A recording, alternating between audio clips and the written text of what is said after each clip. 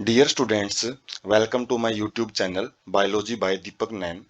जो one shot series हमने start की है, जिसके अंदर हम एनसीईआरटी बायोलॉजी बुक से जो कंप्लीट चैप्टर हैं उनको एक सिंगल वीडियो लेक्चर में कंप्लीट करेंगे। और जिसकी वजह से वीडियो लेंथ लंबी जरूर रहेगी, लेकिन उसमें जो खास बात रहेगी कि सारा जो चैप्टर का कंटेंट है वो एक ही जगह आपको प्रोवाइड किया जाएगा। और साथ में हम केवल जो इम्पोर्टेंट लाइंस हैं, जो गोल्डन लाइंस हैं एनसीईआरटी की, जो एग्जाम पॉइंट ऑफ व्यू से इम्पोर्टेंट है, केवल उन्हीं को डिस्कस करेंगे। और साथ में इस कंटेंट को आपको साथ साथ में नोट करने की या स्क्रीनशॉट की जरूरत नहीं है, क्योंकि जो पीडीएफ फॉर्मेट है इस वीडियो लेक्चर का, वो आपको डिस्क्रिप्शन बॉक्स में उसका जो लिंक है वो प्रोवाइड किया जाएगा। आज हम 12th क्लास बायोलॉजी से चैप्टर नंबर 5 है, principle of inheritance and variation के बारे में डिस्कस करेंगे। और ये चैप्टर थोड़ा सा अपने अंदर मैथमेटिकल पोर्शन है वो भी लिए हुए है, और कुछ कॉम्प्लेक्स इसके अंदर डेफिनेशंस रहेंगी जो कि इस चैप्टर को थोड़ा सा टिपिकल बना देती हैं। और जैसे आप पिक्चर में भी देख सकते हैं, इसके अंदर कुछ क्रॉसेज भी रहेंगे, back cross, test cross, crossing over, pedigree analysis और sex linked inheritance, linkage, recombination. तो इनके बारे में मेनली ये चैप्टर रहेगा। तो स्टार्ट करते हैं हम इंट्रोडक्शन से। तो सबसे पहले जेनेटिक्स। तो जेनेटिक्स क्या है? ये ब्रांच है बायोलॉजी की जो कि deal with the inheritance and variation of the characters from parents to offspring. तो ये इनहेरिटेंस जो विरासत होती है अपने पेरेंट्स से, जो भी हमको चीज़ें मिली होती हैं, तो उसके बारे में जो स्टडी है उसके बारे में जानकारी देती है। और वेरिएशन है जो करेक्टर्स के, जो कि सेक्सुअल रिप्रोडक्शन की वजह से देखने को मिलते हैं, जो हमारे अंदर जो चेंजेस है जो पेरेंट्स में नहीं है, वेराइटीज हैं, जो वेरिएशंस हैं, तो उनके बारे में भी जो जेनेटिक्स है वो डील करती है। उसके बाद इनहेरिटेंस। इनहेरिटेंस क्या चीज़ होती है? विरासत मतलब ये हेरिडिटी की बेसिस होती है। जो अनुवांशिकता है, अनुवांशिकता की प्रोसेस है जिसके अंदर जो करेक्टर हैं एक पीढ़ी से दूसरी पीढ़ी में जाते हैं, पेरेंट्स टू प्रोजेनी ऑफस्प्रिंग जाते हैं, तो उनके बारे में जानकारी देती है। वेरिएशन। वेरिएशन क्या है? Degree by which progeny differ from their parents. तो अपने माँ बाप से जो ऑफस्प्रिंग्स हैं, जो बच्चे हैं, वो किस तरीके से कितने हद तक अलग हैं, तो उस डिग्री के बारे में वेरिएशन बताती हैं। और ये वेरिएशन किसकी वजह से होती हैं? ये सेक्सुअल रिप्रोडक्शन की वजह से होती हैं। ह्यूमन है जो, उनके बारे में जैसा हमको पता है कि लगभग 10,000 साल पहले उनका ओरिजिन माना जाता है, जो 8,000 से लेके 1,000 बीसी ब्रेस्ट बिफोर क्राइस्ट होता है, जो ईसा पूर्व जिसको बोलते हैं। तो जो हम आज 2022 के अंदर हैं, तो इससे भी जो जीरो था, और जीरो से भी 1,000 से लेके 8,000 साल पहले, तो लगभग 10,000 साल पहले जो ह्यूमन है उसका इवोल्यूशन माना जाता है, उसका जय विकास है, वो धरती पे आया है बोल सकते हैं। Exploited variation. तो ह्यूमन ने बहुत टाइम पहले से ही जो नेचुरल चीज़ें पाई जाती हैं उनके अंदर उसके साथ छेड़खानी वगैरह है, उसके अंदर जो चेंजेस वगैरह करने की कोशिश की हैं, जैसे प्लांट्स और एनिमल की जो स्पीसीज हैं उनको टाइम टू टाइम अपने डिजायरेबल करेक्टर के लिए, अपनी जो इच्छा अनुसार उनको चेंज करने के लिए काफ़ी टाइम से वो प्रयास करता आ रहे हैं, जिसके अंदर वो सेलेक्टिवली ब्रीडिंग करवाता है और ऑर्गेनिजम्स को सिलेक्ट करता है जो भी उसके डिजायरेबल करेक्टर लिए हुए हैं, प्रोसेस किए हुए हैं। एग्जाम्पल है जैसे आर्टिफिशियल सिलेक्शन के द्वारा और डोमेस्टिफिकेशन के द्वारा एक एंसेस्ट्रल वाइल्ड काउ की जो स्पीसीज हैं उनको हमने चेंज करके एक साहिवाल जो काऊ है पंजाब के अंदर, जो काफ़ी देखने को मिलती हैं, तो वो एक जो साहिवाल काऊ है वो भी इसी प्रकार से एक डिजायरेबल करेक्टर लिए हुए एक काऊ है, जो हमने आर्टिफिशियल हाइब्रिडाइजेशन या सिलेक्शन से तैयार की है। डोमेस्टिकेशन का मतलब उसको घरेलू पर्पज के लिए यूज करना। जो हमारे इंसेस्टर हैं थे जो इंसेस्टर थे वो इनहेरिटेंस के बारे में, जो करेक्टर्स हैं, वेरिएशन हैं, उनकी इनहेरिटेंस के बारे में काफ़ी कुछ जानते थे। लेकिन ये बात अलग है कि उनके पास जो उनका साइंटिफिक बेसिस था कि ये जो इनहेरिटेंस है वो किस वजह से आती है, लॉजिक क्या है इसके पीछे, तो उसके बारे में जो लिटिल आइडिया लिए रखते थे उनके बारे में उनको कम जानकारी थी। तो चैप्टर में कुछ टर्म्स आएंगी तो उनको हम डिस्कस करते हैं। कुछ फैक्टर हैं, ट्रेट्स हैं, जीन्स हैं। तो ये क्या चीज़ होती हैं? Factor, something which stable passed down unchanged. ये वो चीज़ें होती हैं जो कि एक पीढ़ी से दूसरी पीढ़ी में पास होते हैं बिना कुछ चेंज हुए। ज़्यादा इनमें चेंज देखने को नहीं मिलते हैं। कम्बिनेशन में चेंज आता है तो तब जाके वो एक अलग फिनोटाइप है, जो एक अलग जो एक्सटर्नल मोर्फोलॉजी है, बाहर का जो करेक्टर है वो डिसाइड करते हैं। From parent to offspring through gametes over successive generation. तो ये पेरेंट्स से ऑफस्प्रिंग में जाते हैं, काफ़ी एक के बाद एक जो पीढ़ियाँ हैं उनके अंदर जाएंगे ही। जीन क्या है? जीन यूनिट है इनहेरिटेंस की, जो विरासत हमने पढ़ी है उसकी यूनिट, उसकी छोटी से छोटी इकाई को जीन बोलते हैं। और इसी के पास जो इन्फॉर्मेशन है वो रहती है किस चीज़ की? किसी भी पार्टिकुलर ट्रेट है, जो किसी भी पार्टिकुलर गुण की, किसी भी ऑर्गेनिज्म, जैसे आई कलर है, या फिर आई की शेप कैसी है, या फिर हेयर का कलर कैसा है। तो ये सारे जो अलग अलग गुण हैं उनकी जो इन्फॉर्मेशन है वो जीन्स के पास ही प्रेजेंट होती हैं।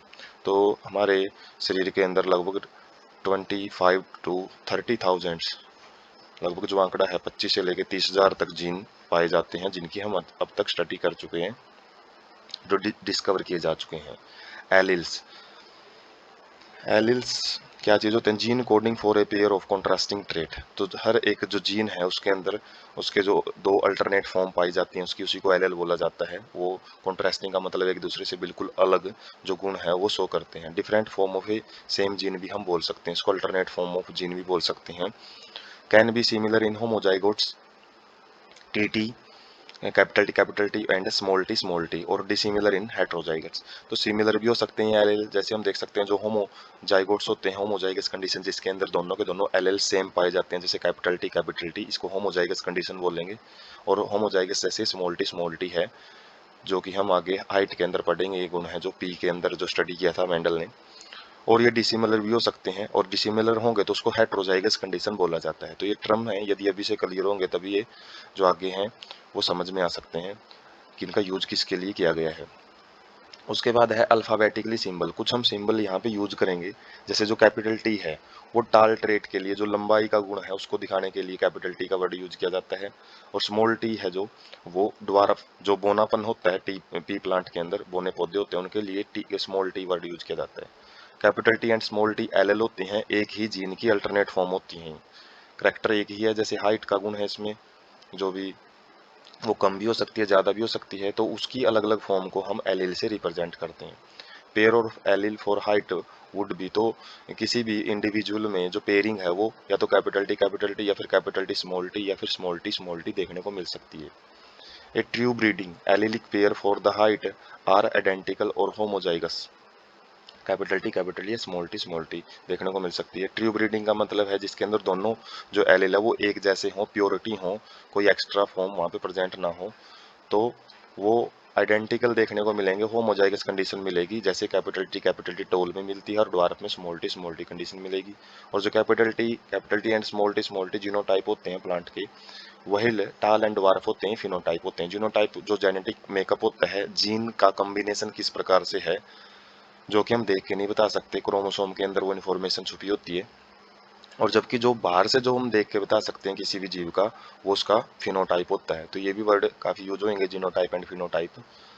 डोमिनेंट फैक्टर ये क्या होते हैं? In a pair of dissimilar factor, जब हम हेट्रोजाइगस कंडीशन स्टडी करते हैं, जैसे हमने capital T small T word जो यूज की थी हेट्रोजाइगस कंडीशन, तो उसके अंदर जो कैपिटल टी है वो अपना जो इफेक्ट है वो शो कर पाता है, डोमिनेंट है, अपना प्रभुत्व है वो शो कर पाता है। जबकि जो दूसरा है वो नहीं शो कर पाता। जो शो कर पाता है तो उसको डोमिनेंट फैक्टर बोला जाता है। F1 जनरेशन, F2 जनरेशन, ये आगे हम डिस्कस करेंगे तब पता लगेगा। रिसेसिव फैक्टर, रिसेसिव फैक्टर वो एलिल की फॉर्म होती है जो कि अपना जो एक्सप्रेशन है, जो अपना प्रभाव नहीं दिखा पाता। जैसे यदि ये दोनों इकट्ठे हो जाते हैं हेट्रोजाइगस कंडीशन में, तो पौधा है वो टाल बनेगा, ना कि जो मिडिल कंडीशन है वो बनेगी कि भाई इसमें आधा करेक्टर ड्वार्फ का है आधा टाल का है। तो आधी कंडीशन नहीं बनती है, इसमें कंप्लीट एक टाल वाली जो करेक्टरिस्टिक्स है वो देखने को मिलती है। तो इसमें जो स्मॉल है वो अपना प्रभाव नहीं दिखा पाता है, जिसकी वजह से वो रिसेसिव रहेगा। और जो इसमें कैपिटल टी है वो टालनेस के लिए शो करेगा, वो डोमिनेंट शो होता है। अब हम जो जेनेटिक्स है उसकी जो हिस्ट्री है, उसका जो इतिहास है उसको समझने की कोशिश करते हैं। और सबसे जो सराहनीय काम है वो मेंडल ने किया था, जिसने लॉ ऑफ इनहेरिटेंस है जो वो देने की कोशिश की थी। और उनके बारे में समझते हैं। ये पिक हैं मेंडल, जॉर्ज मेंडल की, ग्रिगोर मेंडल की। तो ये 1850 के आसपास इन्होंने क्या किया था, बहुत सारे जो एक्सपेरिमेंट हैं, हाइब्रिडाइजेशन के एक्सपेरिमेंट, जिसमें ये मिक्सिंग करते थे करैक्टर्स की, जैसे टाल प्लांट और ड्वार्फ प्लांट के बीच में जो हाइब्रिडाइजेशन करवा के क्या रिजल्ट आते हैं, तो उनके ऊपर इन्होंने काफ़ी सारे जो डाटा है इकट्ठा करने की कोशिश की। तो गार्डन पी है, जो इनको जो बागवानी वगैरह का, जो गार्डनिंग का शौक था, तो उसमें ये मटर की खेती करते थे, और मटर के अंदर ये काफ़ी सारे एक्सपेरिमेंट इन्होंने किए, लगभग 7 सालों तक है जो एक्सपेरिमेंट किए, और 1856 से 1863 का जो ये टाइम इंटरवल था। तो उसमें इन जो एक्सपेरिमेंट है उनको स्टडी करके इन्होंने ला दिए, जिनको हम लॉ ऑफ इनहेरिटेंस बोलते हैं, जो कि लिविंग ऑर्गेनिज्म में काम करते हैं। अप्लाइड स्टैटिकली, तो इन्होंने जो स्टैटिक्स, जो मैथमेटिकल जो डाटाज वगैरह है उनकी एनालिसिस की, उनका निरीक्षण किया, और मैथमेटिकल लॉजिक्स जो फंक्शन है मैथमेटिक्स में, तो उनको भी बायोलॉजी के अंदर अप्लाई करने की जो कोशिश की। तो वैसे ही फील्ड से मैथमेटिशियन थे, शौक से बायोलॉजिस्ट बन गए बस ये।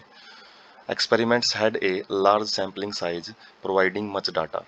तो इन्होंने काफ़ी सारे जो एक्सपेरिमेंट हैं, हज़ारों की संख्या में एक्सपेरिमेंट करते थे, काफ़ी सारा डाटा इकट्ठा करते थे, और काफ़ी सैंपल था जो इनका, जो सीड वगैरह है जो ये ग्रोथ करते हैं, उनको ग्रो करके जर्मिनेट करके जो प्लांट्स प्रोड्यूस करते, तो वो ज़्यादा नंबर में प्रोड्यूस करते थे, जिसकी वजह से जो जर्नल रूल है इनहेरिटेंस के, उनको इन्होंने विद प्रूफ है जो वो साबित करने की कोशिश की।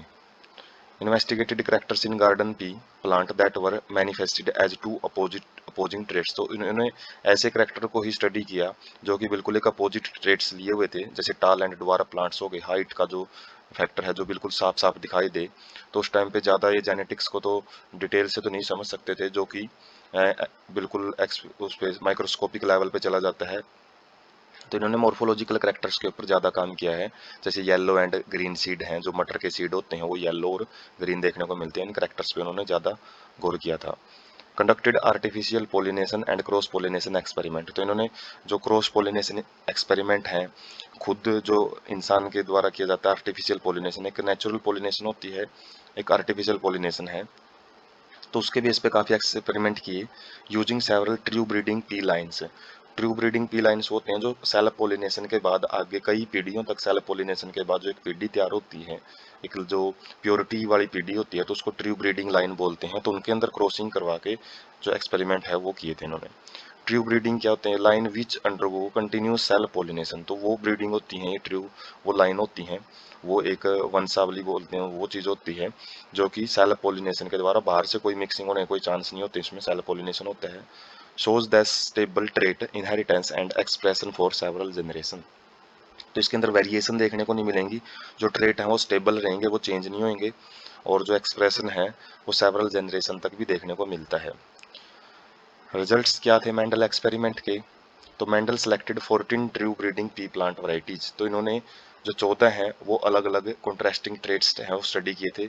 मेन जो उसने 7 करेक्टर स्टडी किए थे, उन्हीं के आगे जो अलग अलग जो डोमिनेंट रिसेसिव करेक्टर हैं वो स्टडी किए, as a pair which were similar except for one character with contrasting traits. तो पेयर्स में स्टडी किया था, which were similar except for one character, तो उन करेक्टर्स के अलावा जो कि कॉन्ट्रैक्टिंग ट्रेस्ट को लिए हुए थे। तो जैसे हम पिक से देख सकते हैं, तो इसमें जो 7 जो मेन करेक्टर हैं उन्होंने स्टडी किए थे, उसके बाद कॉन्ट्रास्टिंग ट्रेट्स यहाँ से आते थे। जो फ्लावर का कलर है, जैसे पर्पल कलर का भी होता है पी के अंदर और व्हाइट कलर का भी होता है, तो डोमिनेंट है जो वो पर्पल कलर का। ही बार एक नंबर में पूछ लेते हैं कि कौन से जो करेक्टर हैं वो डोमिनेंट है, तो ऊपर वाले डोमिनेंट रहेंगे। जो फ्लावर है, फ्लावर के 2 गुण यहाँ पे उसने देखे, 2 टाइप के रंग देखे उसने, एलिलिक फॉर्म देखी। प्लांट हाइट टाल और ड्वार्फ देखने को मिलती है। सीड का कलर है जो येलो एंड ग्रीन देखने को मिलेगा। सीड की जो शेप है वो राउंड एंड रिंकल्ड, झुर्रीदार शेप जिसको बोलते हैं। पोड का जो कलर है, फली का जो कलर है वो ग्रीन और येलो देखने को मिलेगा। पोड का जो शेप है, तो यहाँ पे एक चीज देखने वाली है, जो ग्रीन है वो डोमिनेंट रहता है पोड के कलर के केस में, लेकिन जो येलो कलर है वो डोमिनेंट रहेगा सीड कलर के केस में। तो ये अपोजिट रहता है थोड़ा। और पोड शेप है जो इनफ्लेटेड है, इनफ्लेटेड मतलब फुल एक जैसी देखने को मिलेगी, स्मूथ। लेकिन कॉन्स्ट्रिक्टेड का मतलब क्या है, इसके अंदर उबार वगैरह है या फिर ग्रूव्स वगैरह वो देखने को मिलेंगे। उसके बाद फ्लावर की जो पोजीशन है वो एक्जियल भी देखने को मिल सकती है, एक्जियल मतलब साइड में, जैसे ये मेन टहनी ऊपर की तरफ जा रही है, मेन जो स्टेम है, और साइड में निकला हुआ है फूल, लेकिन यहाँ पे जो फूल है वो टर्मिनल पोजिशन पे है, जो यहाँ पे जो ग्रोथ है वो लिमिटेड देखने को मिल रही है। तो ये जो टोटल वैसे 7 करैक्टर थे, यदि इनके डिवीजन करे तो टोटल जो कॉन्ट्रास्टिंग ट्रेट्स हैं वो 14 उन्होंने स्टडी करने की कोशिश की थी। तो काफ़ी सारे एक्सपेरिमेंट दिए, काफ़ी सारे जो उन्होंने रूल्स वगैरह दिए हैं, 3 रूल दिए हैं, फिर भी मेंडल की अनसक्सेस रही है। तो उसके कारण देखेंगे मेंडल असफल रहा है। वो अलग बात है कि बाद में आज उनकी इम्पोर्टेंस है, लेकिन जो जब तक वो लाइव थे जब तक उनको ज़्यादा कुछ फेमिसिटी देखने को नहीं मिली। तो Mendel published his work of inheritance of the characters in 1865। तो जो भी उन्होंने काम किया था वो 1865 में पब्लिश किया उन्होंने, लेकिन 1900 तक वो जो काम है वो अनरिकॉग्नाइज्ड रहा, वो ज़्यादा कुछ फेमसिटी उसके अंदर जो ज़्यादा प्रसिद्धि है वो नहीं मिल पाई। उसके जो कारण थे वो क्या थे? कम्युनिकेशन उस टाइम पे जो संचार के जो माध्यम थे वो इतने इजी नहीं थे जो आज हम इंटरनेट देखते हैं, विद इन सेकेंड्स जो चीज़ें वायरल हो जाती हैं। लेकिन उस टाइम पे कम्युनिकेशन में बहुत ही ज़्यादा टिपिकल होता था, और in those days his work could not be widely publicised. तो ज़्यादा प्रकाशित भी नहीं हुआ उस टाइम पे। His concept of genes as stable and discrete unit which didn't blend with each other was not accepted by his contemporaries। उस time के जो समकालीन, उस टाइम के जो वैज्ञानिक थे, उनके द्वारा जो उनका कॉन्सेप्ट था कि जो जीन्स हैं वो स्टेबल रहते हैं और डिस्क्रीट यूनिट में पाए जाते हैं, अलग अलग होते हैं, अपने जो सेपरेट सेपरेट गुण शो करते हैं, वो मिक्स नहीं होते हैं। तो ये जो बातें हैं जब नहीं हुई उस टाइम के जो भी कंटेम्प्रेरीज थे, समकालिक वैज्ञानिक थे। Mendel approach of using mathematics to explain biological phenomena.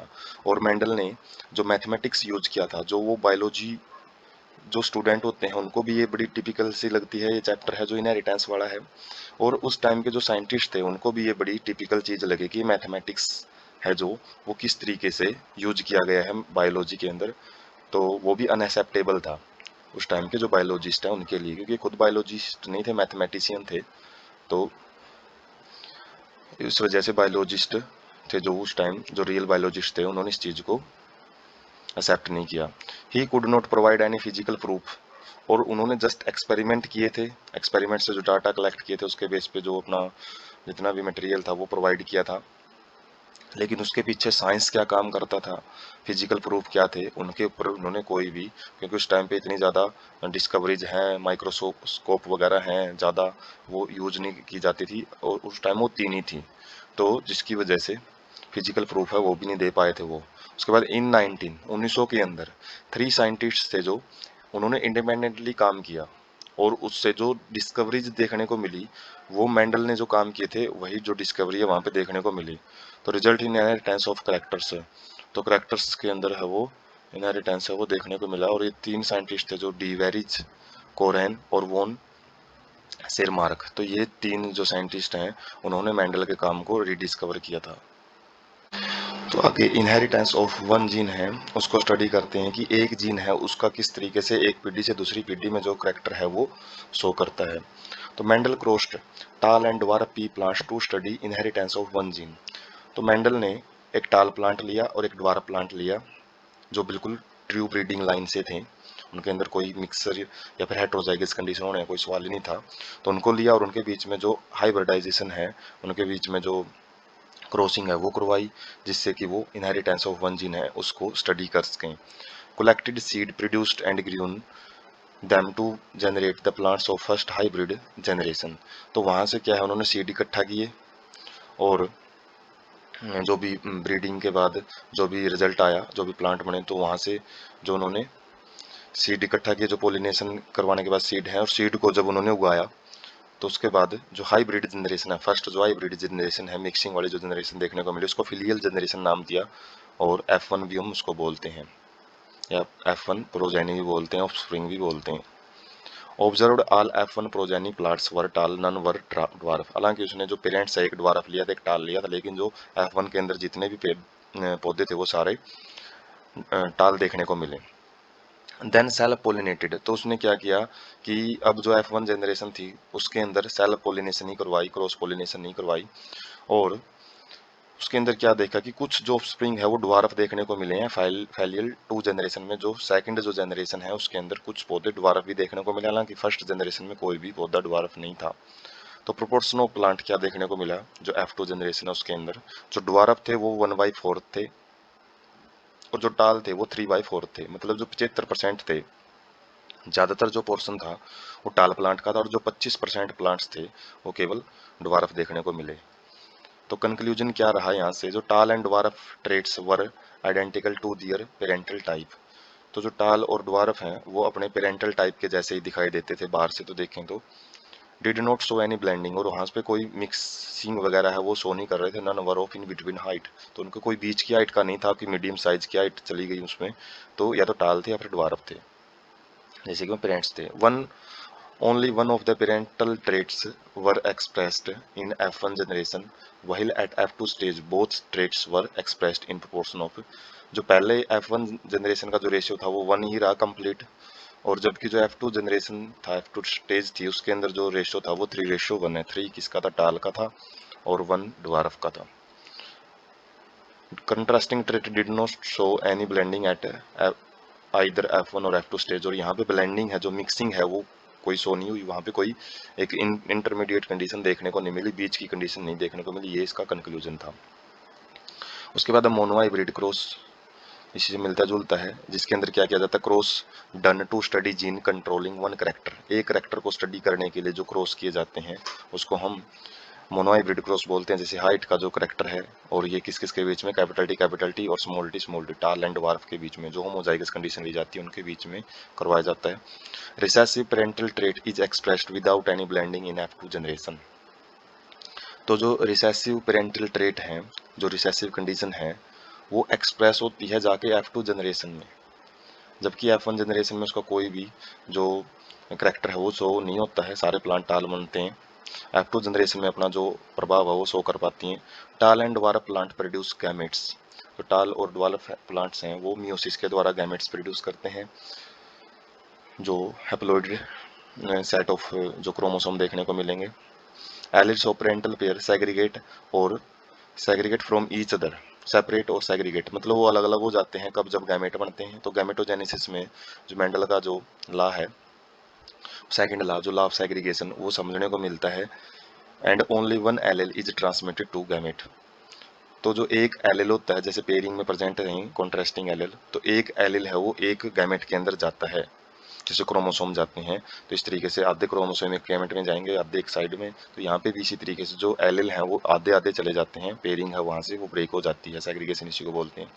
Segregation क्या रहता है, random process and 50% chance of gamete containing either allele. तो एक रैंडम प्रोसेस होती है जिसके अंदर जो कंप्लीट जो पेयर है वो 50-50 में टूट जाता है, और उसके अंदर कौन सा 50 कहाँ पे जाएगा उसके बारे में कोई आइडिया नहीं होता। रैंडम प्रोसेस इसलिए बोलते हैं। और गैमेट्स ऑफ टाल capital T plants have LLT and gametes of dwarf T plants have LLT। तो जो गैमेट्स हैं ये कैपिटल टी देखने को मिलेंगे, और जो ड्वार्फ प्लांट्स के हैं वो स्मॉल टी देखने को मिलते हैं। फर्टिलाइजेशन के टाइम पे जो एल हैं वो इकट्ठे हो जाते हैं जिससे जाइगोट बनता है, और जाइगोट के अंदर जो कंडीशन है वो कैपिटल टी और स्मॉल टी हेटेरोजाइगस कंडीशन पाई जाती है, अलग अलग एल देखने को मिलते हैं। Hybrid have capital T small T and contain L which express contrasting trait. Heterozygous condition यहाँ पे देखने को मिलेगी। F1 plant of genotype capital T, जब ये सेल पोलिनेटेड करवाया जाता है तो produce gametes of genotype capital T and small T in equal proportion. तो जब आगे सेल पोलिनेशन हमने इससे पीछे स्लाइड में देखी थी कि वो सेल पोलिनेशन करेंगे तो उस टाइम पे जो गैमेट्स हैं वो हाफ जाएंगे आगे, एक जगह कैपिटल टी जाएगा, एक जगह स्मॉल टी जाएगा, और इक्वल प्रोपोर्शन में जाएंगे। और फर्टिलाइजेशन के बाद जो 50% जो genes genotype T 50% chance to pollinate eggs of the genotype capital T and small T. तो इसके अंदर जो हम डायग्राम से भी समझेंगे 50% चांस होते हैं कैपिटल टी के कि वो किस कैपिटल टी को फर्टिलाइज करेगा या स्मॉल टी को फर्टिलाइज करेगा। Pollen grains of the genotype T have 50%। और दूसरे का भी जो पोलन ग्रेन है, मतलब पोलन ग्रेन दो टाइप के हैं, दो टाइप के एग हैं। तो जो एक टाइप का पोलन ग्रेन कैपिटल टी है वो किसी भी एग को, कैपिटल टी वाले को भी या स्मॉल टी वाले एग को भी फर्टिलाइज कर सकते हैं। इसी प्रकार से जो दूसरा पोलन ग्रेन है स्मॉल टी वाला, वो कैपिटल टी या स्मॉल टी दोनों को फर्टिलाइज कर सकता है, 50% चांस होते हैं।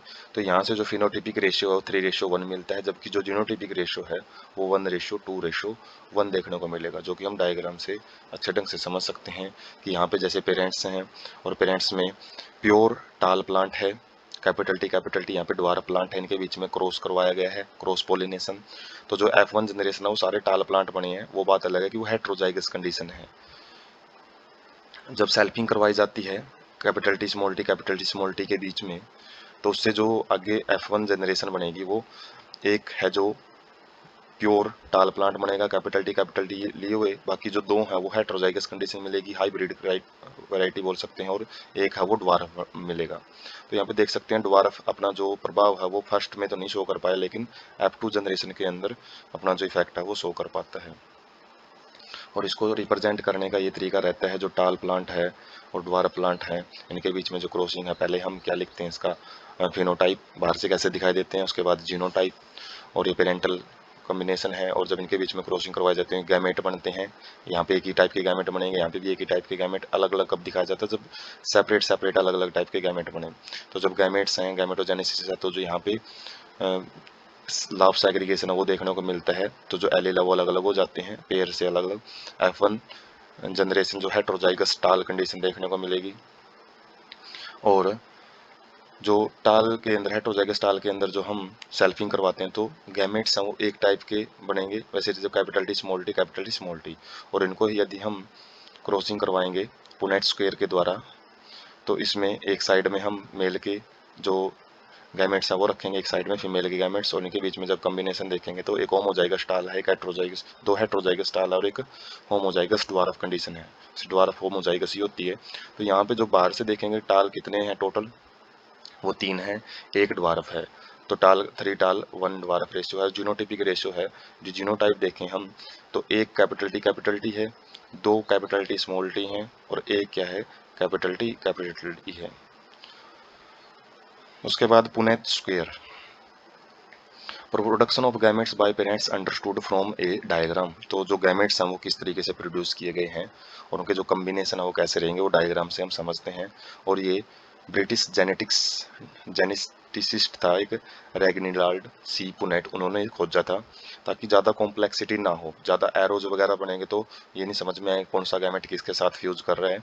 तो graphical representation to calculate probability of all the possible genotype. तो ये ग्राफिकल रिप्रेजेंटेशन थी, थोड़ा इसमें लिख के समझाया जाता, बॉक्स बना के समझाए जाते थे, ताकि जितने भी टाइप के जीनोटाइप हैं उनकी पॉसिबिलिटी है वो हम कैलकुलेट कर सकें कि ऑफस्प्रिंग में किस टाइप के जेनेटिक कॉम्बिनेशन है वो देखने को मिल सकते हैं।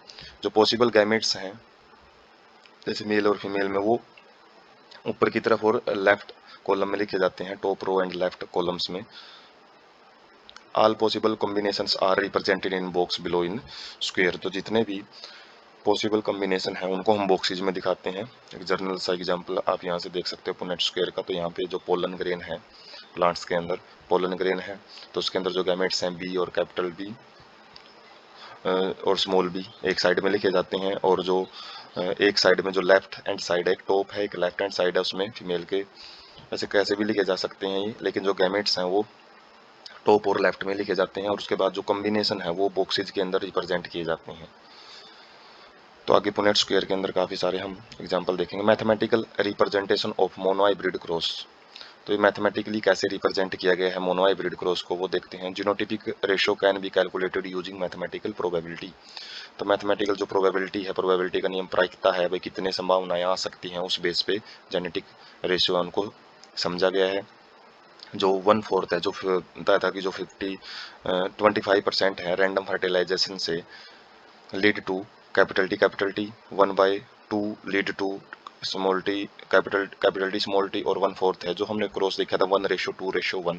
तो उसके अंदर जब रेशियो निकालते हैं टोटल कॉम्बिनेशन 4 है, और उनमें से एक जो बना है वो कैपिटल टी है, जिसकी वजह से 1/4 है। दो बने हैं वो कैपिटल टी स्मॉल टी है, तो 2/4 करेंगे तो 1/2 आएगा, और 1/4 इसी प्रकार से स्मॉल टी का रहेगा। F1 have a genotype of capital T small T but phenotypic character seen in टाल। ये चीज़ हम देख सकते हैं कि उसका जो फिनोटिपिक करेक्टर वो टाल होता है। After F2 3/4 of the plant are tall. जो फिनोटिपिकली हमने देखा है 3:1 है जो, उसमें जो 3/4 है वो टाल आते हैं, जबकि 1 है जो 1/4 है वो ड्वार्फ आता है। Externally it is not possible to distinguish between the plants with genotypes. तो हम बाहर से देख के नहीं बता सकते कि कौन से जीनोटाइप है, प्योर जीनोटाइप है, होमोजाइगस कंडीशन है या फिर हेटेरोजाइगस कंडीशन है। तो मैथमेटिकली एक जो बाइनोमियल एक्सप्रेशन है जो मैथ में पढ़ते हैं, a + में b का स्क्वायर, तो यहाँ पे a + में b ही है ये, लेकिन जो a एंड b यहाँ पे देखने को मिल रहे हैं वो जो आगे हम 1 2 3 4 5 जितने भी स्टोइकियोमेट्रिक कोफिशिएंट बोलते हैं इनको जो यूज किए जाते हैं वो हैं, और जो x और y हैं वो क्या हैं जो हम एलील वगैरह वो शो करते हैं उनके लिए आया हुआ है। तो जब हम इनको सॉल्व करते हैं a + में b स्क्वायर, तो क्या रहता है, तो अलग अलग कैलकुलेट कर सकते हैं कि जो इसकी मल्टीप्लाई है इन दोनों के साथ करें, उसके बाद इसकी मल्टीप्लाई इन दोनों के साथ करें, तो यहाँ से जो हमारा रेशियो है, या फिर अलग अलग a² + में b² 2ab वहाँ से भी निकाल सकते हैं। जब इनको कैलकुलेट करेंगे तो ये फाइनल रेशियो रहेगा 1/4 जो हमने देखा था 1/4 है कैपिटल टी का रहेगा, 1/2 स्मॉल टी और 1/4 स्मॉल टी का रहेगा। Mendel cell pollinated F2 plants and found that dwarf F2 plants continued to generate dwarf plants in F3 and F4। तो जैसे ही मेंडल ने F2 जनरेशन को भी आगे सेल पोलिनेटेड करवाया, तो उसके बाद ये पता किया कि जो ड्वार्फ प्लांट्स हैं, हालांकि F1 के अंदर नहीं देखने को मिले थे, लेकिन F3 F4 के अंदर ड्वार्फ प्लांट्स हैं वो काफ़ी हद तक देखने को मिले हैं। Concluded that the genotype of dwarf was homozygous capital T, और यहाँ से पता लग गया है, थोड़ा आइडिया लगाया है कि जो ड्वार्फ प्लांट्स हैं उनका जो जीनोटाइप है वो हमेशा होमोजाइगस ही रहेगा स्मॉल टी के केस में। तो टेस्ट क्रॉस क्या होता है, ये टेस्ट करने के लिए रहता है कि कोई भी एक फिनोटाइप यदि हमको बाहर से एक ही टाइप का दिख रहा है तो उसका जीनोटाइप क्या हो सकता है। तो Mendel crossed tall plant from the F1 F2 generation with the dwarf plant to determine the genotype of tall plant. तो वो होमोजाइगस है या हेटेरोजाइगस है, मिक्सिंग है या फिर प्योर लाइन है, उसके अंदर उसको टेस्ट करने के लिए उसका जो क्रॉस है वो ड्वार्फ के साथ करवाया जाता है, रिसेसिव करैक्टर के साथ करवाया जाता है। Organism whose genotype is to be determined is crossed with a recessive parent instead of self crossing। Self crossing नहीं करवाई जाती, यहाँ पे एक रिसेसिव करेक्टर है, रिसेसिव प्लांट है, उसको लिया जाता है। जैसे ड्वार्फ के साथ हम क्रॉस करवाएंगे जो F1 जनरेशन है। F1 जनरेशन में तो एक ही टाइप के मिलेंगे सारे के सारे हेटेरोजाइगस कंडीशन, लेकिन F2 के अंदर यदि हम देखें वहाँ पे होमोजाइगस हेटेरोजाइगस है, तो वहाँ पे हम टेस्ट क्रॉस करवा सकते हैं। तो ऐसे progeny of such cross can easily be analyse to predict genotype of test organism. तो जो प्रोजेनी है वो अलग अलग रेशियो बनाती हुई मिलेंगी। एग्जाम्पल वेदर ए टाल प्लांट फ्रॉम F1 और F2 हैज कैपिटल टी और small T composition can not be predicted. तो हम इस तरीके से F1 और F2 जनरेशन में कि जो एक टाल प्लांट है वो कैपिटल टी और small T capital T composition लिए होगा, उसको हम प्रिडिक्ट नहीं कर सकते। तो टेस्ट को उससे हम क्या पता कर सकते हैं, जैसे हेटेरोजाइगस का यदि हम स्मॉल टी के साथ करवा के देखेंगे रिलेशन, तो उसमें आधे हैं जो वो टाल प्लांट बनेंगे, आधे ड्वार्फ बनेंगे। लेकिन यदि हम होमोजाइगस कंडीशन के साथ कैपिटल टी के साथ करवाते हैं तो उसमें सारे जो हैं वो टाल प्लांट बनेंगे। तो यदि रेशो अलग अलग है 1:2 है तो वो हेटेरोजाइगस कंडीशन को शो करता है, और जबकि यदि रेशो 1 है तो वो होमोजाइगस कंडीशन को शो करेगा।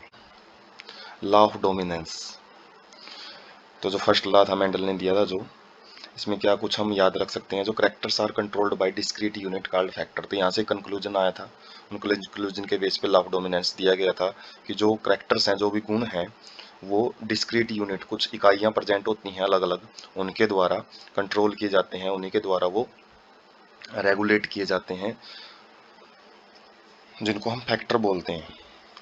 फैक्टर हैं जो जीन है, एलिल एलिल बोल सकते हैं, एलिल हैं जो वो पेयर में प्रेजेंट होते हैं, अल्टरनेट फॉर्म ऑफ, जो हमने देखा है फर्स्ट पार्ट के अंदर। इनडिसिमिलर पेयर, जो अलग अलग पेयरिंग में जो एक फैक्टर है वो डोमिनेट्स करता है जबकि अपना प्रभाव दिखाता है, जबकि दूसरा जो कैरेक्टर है वो रिसेसिव होता है, वो अपना प्रभाव नहीं शो कर पाता। Used to explain expression of only one of the parental character in monohybrid cross in F1 and expression of, तो यही ला है जो इसको यूज किया गया कि इसके अंदर जो पेरेंटल करेक्टर से जो भी F1 या F2 जनरेशन बने थे, तो उनके जो क्रॉस है, क्रॉस के अंदर जो जनरेशन हैं उनको समझने में ये ला मदद करता है।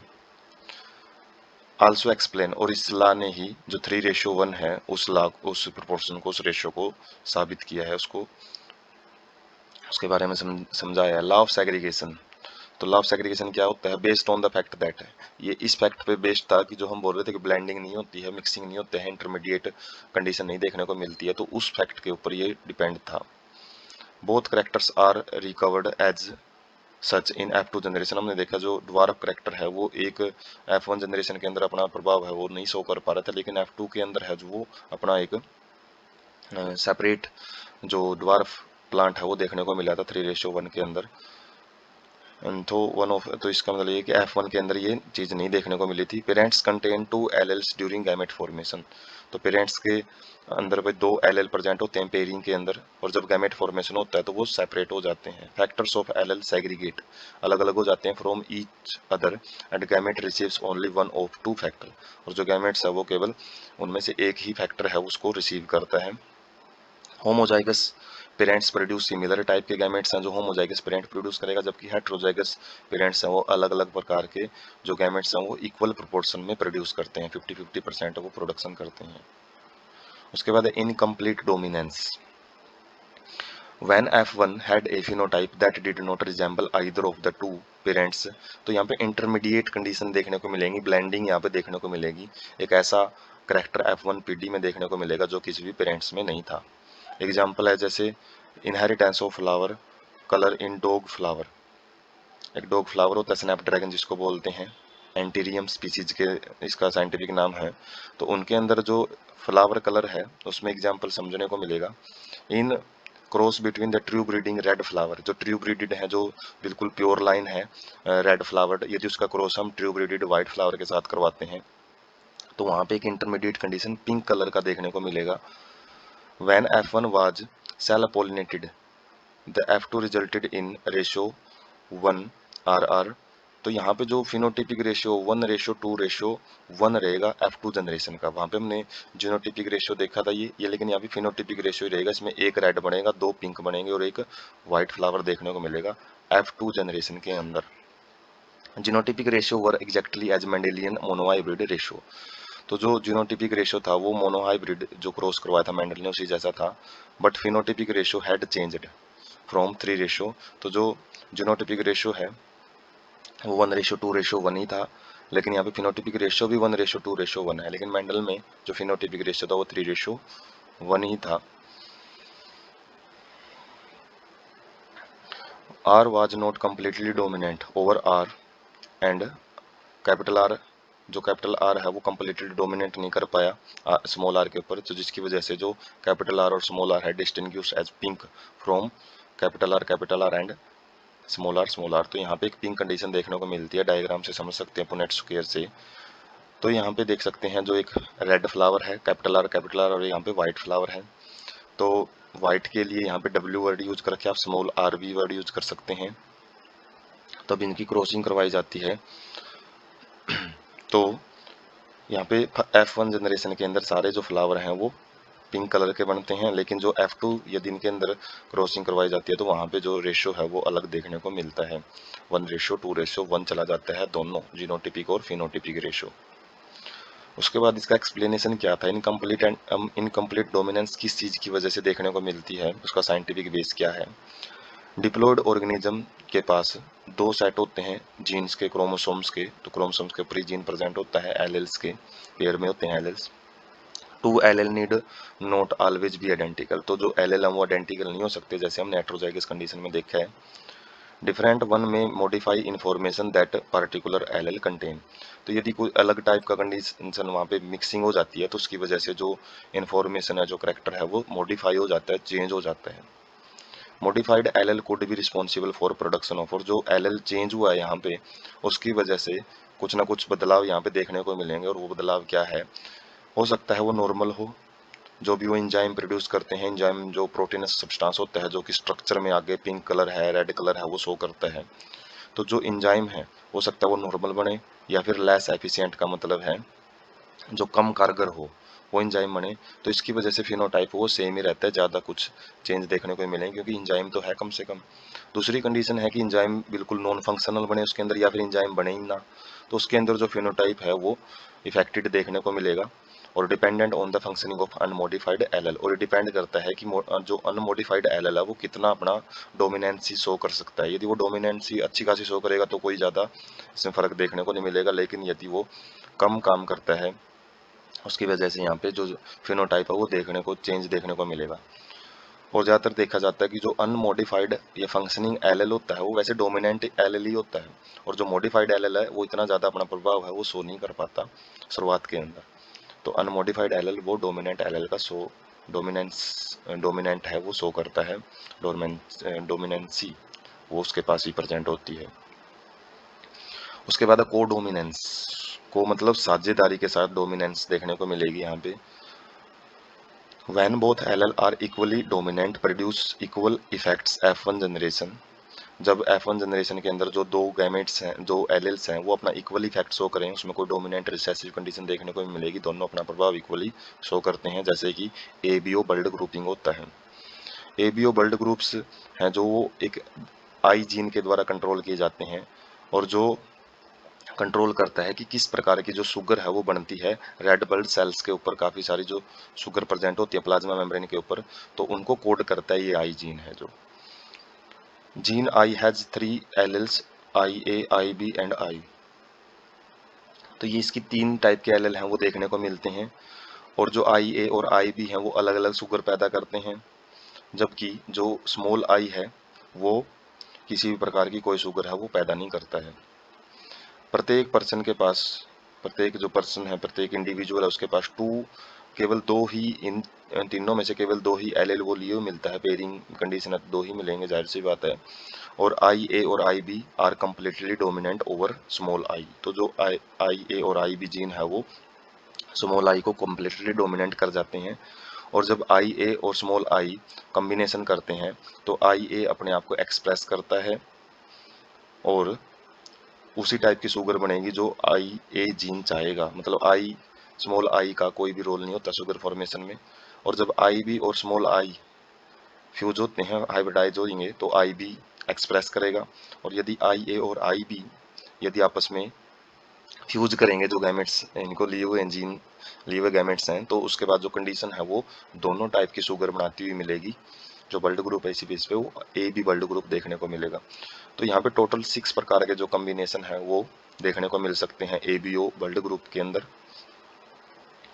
तो जो हमारा ब्लड ग्रुप है अलग अलग टाइप का ए बी ए, तो अलग अलग जो कंडीशन पाई जाती हैं वो होमोजाइगस हेटेरोजाइगस देखने को मिलती हैं। तो हमारे पास जैसे दो पेरेंट्स हैं, तो एक पेरेंट से जो एक एलेल आएगा, दूसरे पेरेंट से दूसरा एलेल, तो उनके कॉम्बिनेशन से देखते हैं। जैसे दोनों पेरेंट्स से यदि आई ए जीन आता है, एलेल आता है, तो उससे जो होमोजाइगस कंडीशन आती है उससे होमोजाइगस ए ब्लड ग्रुप बोलते हैं। यदि एक पेरेंट से ए आएगा और एक पेरेंट से बी आता है तो आई ए आई बी कॉम्बिनेशन देखने को मिलेगा, ब्लड ग्रुप रहेगा ए बी।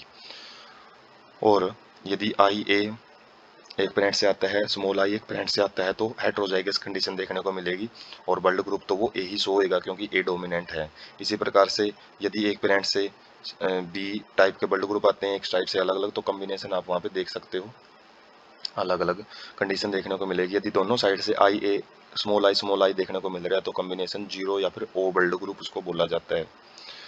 तो ये वैसे मेन 6 टाइप हैं, 7 इसलिए हो रहे हैं क्योंकि यहाँ पे एक कंडीशन है जो आई ए आई बी और आई बी आई ए, तो ये एक जैसी आई हुई है कंडीशन, पेरेंट्स अलग अलग जगह से आते हैं, तो टोटल वैसे 6 जो कॉम्बिनेशन है वो देखने को मिलते हैं ब्लड ग्रुप्स के, और वो जीन्स के द्वारा ही कोड किए जाते हैं, जो कि ब्लड ट्रांसफ्यूजन में बड़ा इंपॉर्टेंट रोल प्ले करते हैं। उसके बाद है inheritance of 2 gene, dihybrid cross जिसको बोला जाता है।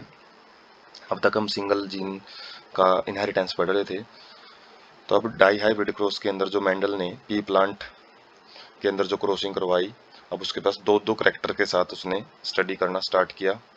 जैसे कि एग्जांपल लिया उसने सीड लिए, एक सीड वो थे जो येलो कलर के थे और राउंड उनकी शेप थी, और जो दूसरे सीड थे वो ग्रीन कलर के थे, हरे रंग के थे और रिंकल्ड जुरीदार शेप थी।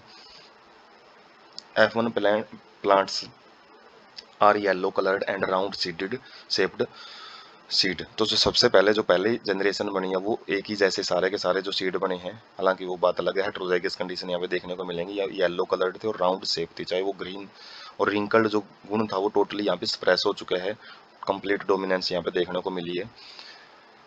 That is yellow colour was dominant over green and round shape dominant over wrinkled, जो शेप है उसके ऊपर डोमिनेट कर गई थी, जो राउंड शेप है। जीनोटिपिक सिंबल जो यहाँ पे यूज किए जाते हैं, capital Y dominant yellow seed के लिए, सीड कलर के लिए जो रहेगा yellow colour, small Y green colour के लिए रहेगा, आर है जो कैपिटल आर राउंड शेप के लिए रहेगा, और जो स्मॉल आर है वो रिंकल्ड शेप के लिए वर्ड यूज किए जाएंगे। Genotype of the parents can be written as, जो पेरेंट्स के जीनोटाइप है वो कैपिटल आर कैपिटल, क्योंकि पेयरिंग में प्रेजेंट होते हैं, तो कैपिटल आर कैपिटल वाई और small R small I condition देखने को मिलेगी। और जो गैमेट्स हैं वो शुरुआत में जो फ्यूज होंगे F1 जनरेशन बनाएंगे, तो वो गैमेट्स एक जगह से कैपिटल आर कैपिटल वाई और एक जगह से स्मॉल वाई आएंगे, और F1 जनरेशन जो capital R capital Y small I type के जनरेशन देखने को मिलेगा। When Mendel self hybridized the F1 plants he found that 3/4 of the F2 plants had yellow seeded, तो उन्होंने जब सेल्फ पोलिनेटेड करवाई F1 जनरेशन के अंदर, तो ये चीज देखी कि जो 3/4 है F2 जनरेशन की वो येलो सीडेड थे, जबकि 1/4 है वो ग्रीन सीडेड थे। तो यहाँ पे भी जो मेंडल का यदि हम 1:1 करेक्टर स्टडी करें तो वहाँ पे रेशियो है वो मेंटेन रहता है। Yellow and green coloured segregated in 3:1, दोनों के दोनों जो अलग अलग जो करेक्टर हैं वो 3:1 में ही सेग्रीगेट हुए हैं। Round and wrinkled seed shape also segregate, जो राउंड और रिंकल्ड है करेक्टर एक सिंगल करेक्टर है, जैसे कलर है येलो और ग्रीन वो 3:1 में था, और जो शेप है राउंड एंड रिंकल्ड वो भी 3:1 में ही सेग्रीगेट हुई है। तो यहाँ से जो एक रेशियो है वो देखने को मिलेगा, जब इसकी मल्टीप्लाई वगैरह करते हैं दोनों की आपस में, तो 9:3:3:1 वो देखने को मिलेगा।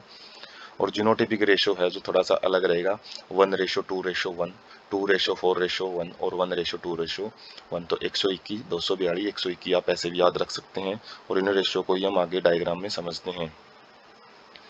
तो जैसे यहाँ पे जो पेरेंट्स हैं, पेरेंट्स का जो फिनोटाइप है राउंड कलर है और येलो राउंड शेप है और येलो कलर है, यहाँ पे रिंकल्ड ग्रीन कंडीशन है, तो यहाँ पे जैसे ही F1 जनरेशन बनेगी तो वो हेट्रोजाइगस कंडीशन बनेगी, येलो एंड राउंड शेप देखने को मिलेगा। उसके बाद यदि सेल्फ फर्टिलाइजेशन करवाई जाती है, गैमेट्स को रखा जाता है इस तरीके से, अलग अलग टाइप के जो गैमेट्स यहाँ पे बनेंगे, तो यहाँ पे हम देख सकते हैं जो 9 कंडीशन देखने को मिलेगी, 9:3, तो 9 कंडीशन कौन सी है, ये इस तरीके से जब जाएंगे हम, बिल्कुल एक ट्रायंगल जो देखने को बन रही है, तो इस कंडीशन में जो 9 है वो अपने क्या बनेंगे, राउंड एंड येलो सीड बनेंगे। उसके बाद 3 हैं येलो एंड रिंकल्ड बनेंगे, और उसके बाद ये 3 हैं जो नीचे वाली एक ट्रायंगल बन रही है जो, तो इसके अंदर हमको राउंड एंड ग्रीन सीड है, और एक जो है वो रिंकल्ड एंड ग्रीन सीड यहाँ पे देखने को मिलेगा। तो 9:3:3:1 कंडीशन है वो देखने को मिलेगी। और इसी प्रकार से यदि हम अलग अलग जीनोटाइप देखने की कोशिश करें तो 1:2:1, 1:2:4:2, 1:2:1, तो इस टाइप की एक जो जीनोटाइपिक रेशियो है वो भी आप याद रख सकते हो। उसके बाद लॉ ऑफ इंडिपेंडेंट असॉर्टमेंट जो कि डाइहाइब्रिड क्रॉस से ही देखने को मिला है। तो when 2 pairs of a trait are combined in a hybrid, segregation of one pair of characters is independent on the other pair of characters। तो इसके अंदर पीछे से समझ सकते हैं हम, जैसे कि यहाँ पे जो एक करेक्टर्स है जो F1 जनरेशन में कॉम्बिनेशन है, तो कैपिटल वाई स्मॉल वाई और कैपिटल आर स्मॉल आर, तो जो पेरेंट्स से जो कॉम्बिनेशन आए हैं उनसे ये चीज़ बनी है, लेकिन आगे जब इनके कॉम्बिनेशन बनेंगे तो पेरेंट्स के पास तो कैपिटल आर और कैपिटल वाई कैपिटल आर था और स्मॉल आर था, लेकिन जो एक्स्ट्रा कॉम्बिनेशन देखने को मिले हैं ये इंडिपेंडेंट असॉर्टमेंट को शो करते हैं। यहाँ पे भी एक्स्ट्रा जो कॉम्बिनेशन है जो कि पेरेंटल कॉम्बिनेशन से अलग कॉम्बिनेशन देखने को मिलते हैं वो लॉ ऑफ इंडिपेंडेंट असॉर्टमेंट को शो करते हैं। तो यहाँ पे segregation of one pair of character is independent, तो जो करेक्टर्स की जो पेयरिंग है वो एक दूसरे के ऊपर डिपेंड नहीं रहती है कि जिस कॉम्बिनेशन में वो आए थे उसी कॉम्बिनेशन में रहे, कोई जरूरी नहीं है। Punnett square can be effectively used to understand independent segregation of one pair of the genes R and R। तो पुनेट स्क्वायर का काफ़ी इस चीज़ में यूज किया है, हमने पीछे भी देखा है। 50% of the gametes have gene R and other have small R. तो 50% जो जीन है उनके पास 50% के पास कैपिटल आर मिलेगा, 50 के पास स्मॉल आर मिलेगा। Because segregation of 50% R and 50% small R is independent from the segregation of. तो इनकी सेग्रीगेशन किस बेस पे होगी, कैपिटल वाई की स्मॉल वाई की और कैपिटल आर स्मॉल आर एक दूसरे पे इंडिपेंडेंट होते हैं, किसी भी प्रकार से कॉम्बिनेशन है वो देखने को मिल सकता है। So 50% R bearing gametes has Y capital Y और 50 के पास क्या रहेगा, स्मॉल वाई रहेगा। 4 जीनोटाइप्स यहाँ पे देखने को मिलेंगे। 4 types of the pollen grain and 4 types of egg. जो कि जो एक्स्ट्रा कॉम्बिनेशन है वो देखने को मिलेगा, capital R small capital Y, capital R small R capital Y, और यहाँ पे स्मॉल आर स्मॉल वाई भी आप नोट कर लेना यहाँ पे, जो कि 4 प्रकार के जो गैमेट्स का बनना ही लॉ ऑफ इंडिपेंडेंट असॉर्टमेंट को शो करता है, जो कि थर्ड लॉ था मेंडल का। उसके बाद है क्रोमोसोमल थ्योरी ऑफ इनहेरिटेंस, जो कि काफ़ी इंपॉर्टेंट थ्योरी मानी जाती है। Due to advancement in microscopy, जैसे जैसे माइक्रोस्कोप वगैरह के बारे में ज़्यादा से ज़्यादा जानकारी मिलने लगी, हम ज़्यादा चीज़ों को विजुलाइज करके देखने लगे, स्टेनिंग वगैरह करके देखने लगे, क्रोमोसोम को देखना आसान हो गया। बाय 1902 के अंदर जो chromosome movement during the meiosis had been worked out. तो क्रोमोसोम मूवमेंट है उनके ऊपर जानकारी वगैरह वो इकट्ठी की गई थी उस टाइम पे, मतलब पता लगा लिया था कि किस तरीके से जो क्रोमोसोम है मूव करते हैं जब म्यूसिस होती है, म्यूसिस माइटोसिस जो +1 के अंदर काफ़ी डिटेल में रहता है टॉपिक, उसके अंदर ही मूवमेंट होती हैं। Behaviour of chromosome during mitosis, equational division and during meiosis reductional division. तो क्रोमोसोम का बिहेवियर है वो भी अब तक जो स्टडी किया जा चुका था कि किस तरीके से इक्वेशनल डिवीजन माइटोसिस के अंदर जो इक्वली डिवाइड होती हैं, जो क्रोमोसोम नंबर सेम रहता है और जिसके अंदर क्रोमोसोम नंबर रिड्यूस हो जाता है तो मियोसिस प्रोसेस होती है। वाल्टर सटन एंड थियोड्रे बोवेरी ने क्या चीज़ पता की कि जो थ्योरी है उसके अंदर ये पॉइंट ऐड किए थे कि जो क्रोमोसोम है वो या फिर जो जीन्स हैं वो पेयर में प्रेजेंट होते हैं। 2 allele of a gene pair are located on homologous sites on the homologous chromosome. जो एलेल्स होते हैं, एलेल्स होमोलोगस क्रोमोसोम की होमोलोगस साइट है, जो जिस जगह पे एक जगह पे जो क्रोमोसोम के ऊपर जो जीन मिलेगा उसी जगह पे दूसरे क्रोमोसोम जो पेयरिंग में होते हैं उसी जगह पे वो एलेल दूसरा एलेल वहाँ पे मिलता है। Pairing and separation of a pair of chromosome would lead to the segregation of pair of factors. जैसे ही जो क्रोमोसोम है उनकी पेयरिंग को सेपरेट किया जाएगा उसी प्रकार से अब क्रोमोसोम के ऊपर ही एलिल है तो इसी बेस पे जो एलिल हैं वो भी अपने आप ऑटोमेटिकली सेपरेट हो जाते हैं। तो यहाँ की जो एक्सपेरिमेंटल वेरिफिकेशन है वो हम देख सकते हैं। Thomas Hunt Morgan and his colleagues, तो मॉर्गन और उसके कॉलेजेस ने led to discoveries basis for the variation that sexual reproduction produced. तो वेरिएशन के ऊपर काफ़ी डिस्कवरी की कि किस प्रकार की विभिन्नताएं सेक्सुअल रिप्रोडक्शन से आती हैं। Morgan worked with fruit fly, drosophila melanogaster के साथ उन्होंने स्टडी करना स्टार्ट किया था, जो कि उसकी स्टडी के लिए काफ़ी यूजफुल थी, हेल्पफुल थी। क्यों थी, कारण क्या थे, कई बार बोल देते हैं कि मॉर्गन ने ही ड्रोसोफ्लाई को ही क्यों चुना, क्योंकि जो ड्रोसोफिला मेलनगेस्टर है, फ्रूट फ्लाई है, उसको हम सिंथेटिक मीडियम में लैब के अंदर उगा सकते हैं। They complete their life cycle in about 2 weeks, 2 हफ्ते के अंदर ही अपना लाइफ साइकिल है वो कंप्लीट कर लेती है, जिससे कि ज़्यादा से ज़्यादा जो हम उसकी जो लाइफ साइकिल है जनरेशन से स्टडी कर सकें। सिंगल मेटिंग से एक large number of progeny fly हैं वो प्रोड्यूस हो सकती हैं। क्लियर डिफरेंशिएशन ऑफ सेक्सेज का जो बिल्कुल कंप्लीट डिस्क्रिमिनेशन जो मेल एंड फीमेल फ्लाइज हैं वो इजीली डिस्टिंग्विशेबल होती हैं, बाहर से देख के बता सकते हैं हम, साइज का बड़ा फर्क होता है। Has many types of hereditary variation that can be seen with low power microscope. तो हेरिडिटी वेरिएशन भी काफ़ी सारी देखने को मिल जाती है जिसको हम नॉर्मल माइक्रोस्कोप से भी देख सकते हैं, ज़्यादा कंपाउंड माइक्रोस्कोप की भी यूज नहीं करनी पड़े, ज़्यादा हाई फाई माइक्रोस्कोप के बिना भी उनको जीन्स को स्टडी किया जा सकता है। उसके बाद है comparison between the behaviour of gene. तो एक टेबल दे रखी है एनसीईआरटी में जिसमें पूछ रखा है कि भाई किस टाइप का जो पोर्शन है वो जीन का है, किस टाइप का क्रोमोसोम का है, वही यहाँ पे सॉल्व करके दे रखा है। तो जीन्स का बिहेवियर एक साइड में देखेंगे, एक साइड में हम जिसको मेंडेलियन फैक्टर भी बोलते हैं, और एक साइड में क्रोमोसोमल बिहेवियर। तो जो जीन्स हैं वो alleles of A factor occur in the pair. तो हालांकि ये टेबल फिल करके दे रखी है, ऊपर का मटेरियल नहीं बता रखा है कौन सा फैक्टर है, कौन से क्रोमोसोम है। तो जो एलेल्स हैं वो पेयर में प्रेजेंट होते हैं, तो क्रोमोसोम भी पेयर में प्रेजेंट होते हैं। सिमिलरिटी काफी सारी में दोनों में सेम बात रहेंगी। सिमिलर और dissimilar allele of A factor separated during the gamete formation. और यहाँ पे भी जो होमोलोगस क्रोमोसोम है वो सेपरेट हो जाते हैं मियोसिस के टाइम पे। सेपरेशन दोनों में देखने को मिलेगी।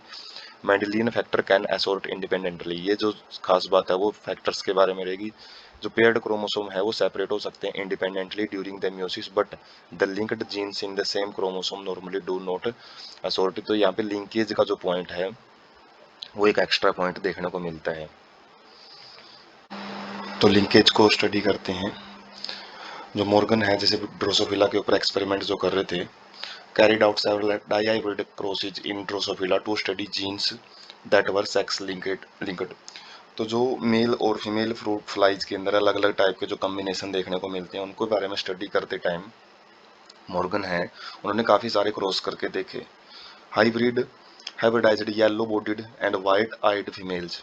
तो इन्होंने जो फीमेल है वो ली येलो कलर की, और जो उनकी आई थी वो वाइट कलर की थी, और जबकि ब्राउन बॉडीड भूरे रंग के जो मेल लिए और रेड आइड उनकी आंखें कैसी थी, लाल थी, उनके बीच में क्रॉस करवाया। एंड इंटरक्रॉस्ड दियर F1 प्रोजेनी, और जो उनके बीच में जो क्रॉसिंग से F1 जनरेशन बनी उनके बीच में भी उसने इंटरक्रॉस्ड करवाने की कोशिश की। तो ऑब्जर्वेशन क्या देखने को मिली, two genes did not segregate independently of each other. तो यहाँ पे जैसे मेंडल ने बताया था लॉ ऑफ सेग्रीगेशन, तो यहाँ पे जो जीन्स हैं वो इंडिपेंडेंटली सेग्रीगेट नहीं हुए थे। और जो लॉ ऑफ इंडिपेंडेंट असॉर्टमेंट का जो रूल दिया था जिसके अंदर F1 जो जनरेशन है जो हमने देखी थी 9:3:1, उससे थोड़ी डेविएट होगी, उससे थोड़ी चेंज होके यहाँ पे रेशियो है वो देखने को मिले थे, जो कि एक्सपेक्टेड रेशियो था टू जीन्स जब इंडिपेंडेंटली असॉर्ट होते हैं। जो मेंडल में डाइहाइब्रिड क्रॉस के अंदर जो हमने रेशियो देखा था, genes located on X chromosome and two genes in the dihybrid cross were situated on the same chromosome. तो जीन्स हैं वो एक्स क्रोमोसोम के ऊपर स्थिर थे, मिल रहे थे, और जो टू जीन्स हैं डाइहाइब्रिड क्रॉस में वो सेम ही क्रोमोसोम पे प्रेजेंट थे। Proportion of the parental gene combination were much higher. तो जिसकी वजह से एक ही क्रोमोसोम के ऊपर रहने की वजह से जो जीन्स हैं वो सेग्रीगेट नहीं हो पाए थे, क्योंकि यदि एक ही क्रोमोसोम के ऊपर डिपेंडेंट हैं तो वो एक साथ एक ही कॉम्बिनेशन में आगे बढ़ते हैं। तो इसी चीज को लिंकेज बोलते हैं। तो लिंकेज क्या चीज है, ड्यू टू फिजिकल एसोसिएशन और linkage of two genes and coined the term linkage. तो ये फिजिकल एसोसिएशन को ही लिंकेज बोला जाता है, और इसी से जो टर्म है वो लिंकेज आई। Genes were grouped on the same chromosome were tightly linked showed very low recombination. तो जो जीन एक ही क्रोमोसोम पे प्रेजेंट होते हैं वो बिल्कुल टाइटली अटैच होते हैं एक दूसरे के साथ, वो इंडिपेंडेंटली असॉर्ट नहीं हो सकते, वो अलग अलग नहीं जा सकते गैमेट्स के अंदर, वो एक ही जगह जाएंगे, इकट्ठे ही जाएंगे। जीन्स वाइट एंड येलो, जो व्हाइट और येलो के लिए जो कलर कोड जो भी कोडिंग कर रहे थे जो जीन, वो टाइटली लिंक्ड होते हैं। So only 1.3% recombination. तो यहाँ पे जो नए करेक्टर बनने के चांसेस बहुत ही कम है, 1.3% ही है। उसके बाद रिकॉम्बिनेशन। रिकॉम्बिनेशन क्या चीज़ है, describe generation of non parental gene combination. तो जो पेरेंट के अलावा जो एक अलग करेक्टर देखने को मिलता है, जो वेरिएशन देखने को मिलती है, वो रिकॉम्बिनेशन की वजह से ही होती है। while other were loosely linked showed higher combination। तो जो जीन ज़्यादा लूजली लिंक्ड मिलेंगे, टाइटली नहीं है, लूजली लिंक्ड है, तो वो ज़्यादा कॉम्बिनेशन रिकॉम्बिनेशन यहाँ पे शो करेंगे। While white and miniature wings showed, जबकि हमने देखा था वहाँ पे येलो और वाइट, और यहाँ पे वाइट और मिनिएचर हैं जो वो ज़्यादा रिकॉम्बिनेशन इसलिए शो कर पाते हैं क्योंकि वो लूजली लिंक्ड होते हैं एक दूसरे के साथ। Alfred Sturtevant used frequency of recombination as a measure of distance between the gene। तो उन्होंने जो भी रिकॉम्बिनेशन के अलग अलग रेशियो आए हैं, फ्रीक्वेंसीज आई हैं, उनको यूज करके उन्होंने डिस्टेंस का पता लगाया है, जीन के बीच में कितनी डिस्टेंस है, और जीन के डिस्टेंस पता लगी तो मैपिंग है, उन्होंने जो अलग अलग क्रोमोसोम के ऊपर अलग अलग जीन है उनका जो मैप है वो तैयार करने में मदद की।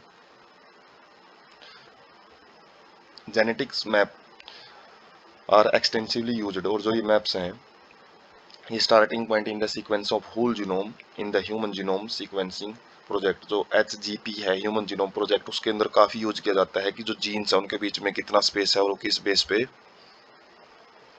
फिर अपना जो कॉम्बिनेशन है या फिर रिकॉम्बिनेशन है, लिंकेज, वो शो कर सकते हैं। तो डायग्राम से हम समझ सकते हैं यहाँ पे जो क्रॉस है, ए क्रॉस है, बी क्रॉस है। जो ए क्रॉस है वो लिंकेज को शो करेगा। तो यहाँ पे वैसे कॉम्प्लेक्सिटी ज़्यादा देखने को मिलेगी, वाई प्लस वगैरह इनको यदि आप ज़्यादा नहीं भी समझोगे तो पेरेंटल जो कॉम्बिनेशन है यहाँ पे देख सकते हो आप, सबसे ज़्यादा देखने को मिल रहे हैं 98.7%।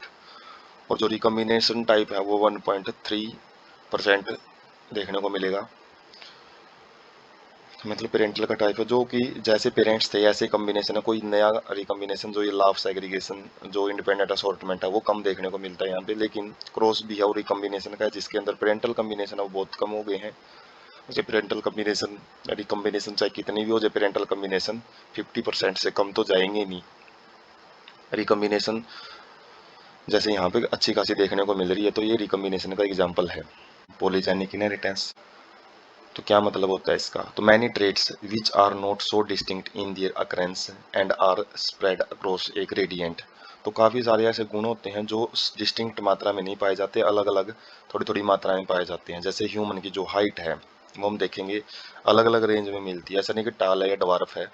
अलग अलग जो फीट 5 फीट 7 4 से भी बिल्कुल नीचे से 3.5 से 3 से भी शुरू हो जाती हैं और लगभग 7 8 तक भी जाती हैं। तो ये ग्रेडियंट में मिलती हैं, अलग अलग मात्रा में देखने को मिलती हैं।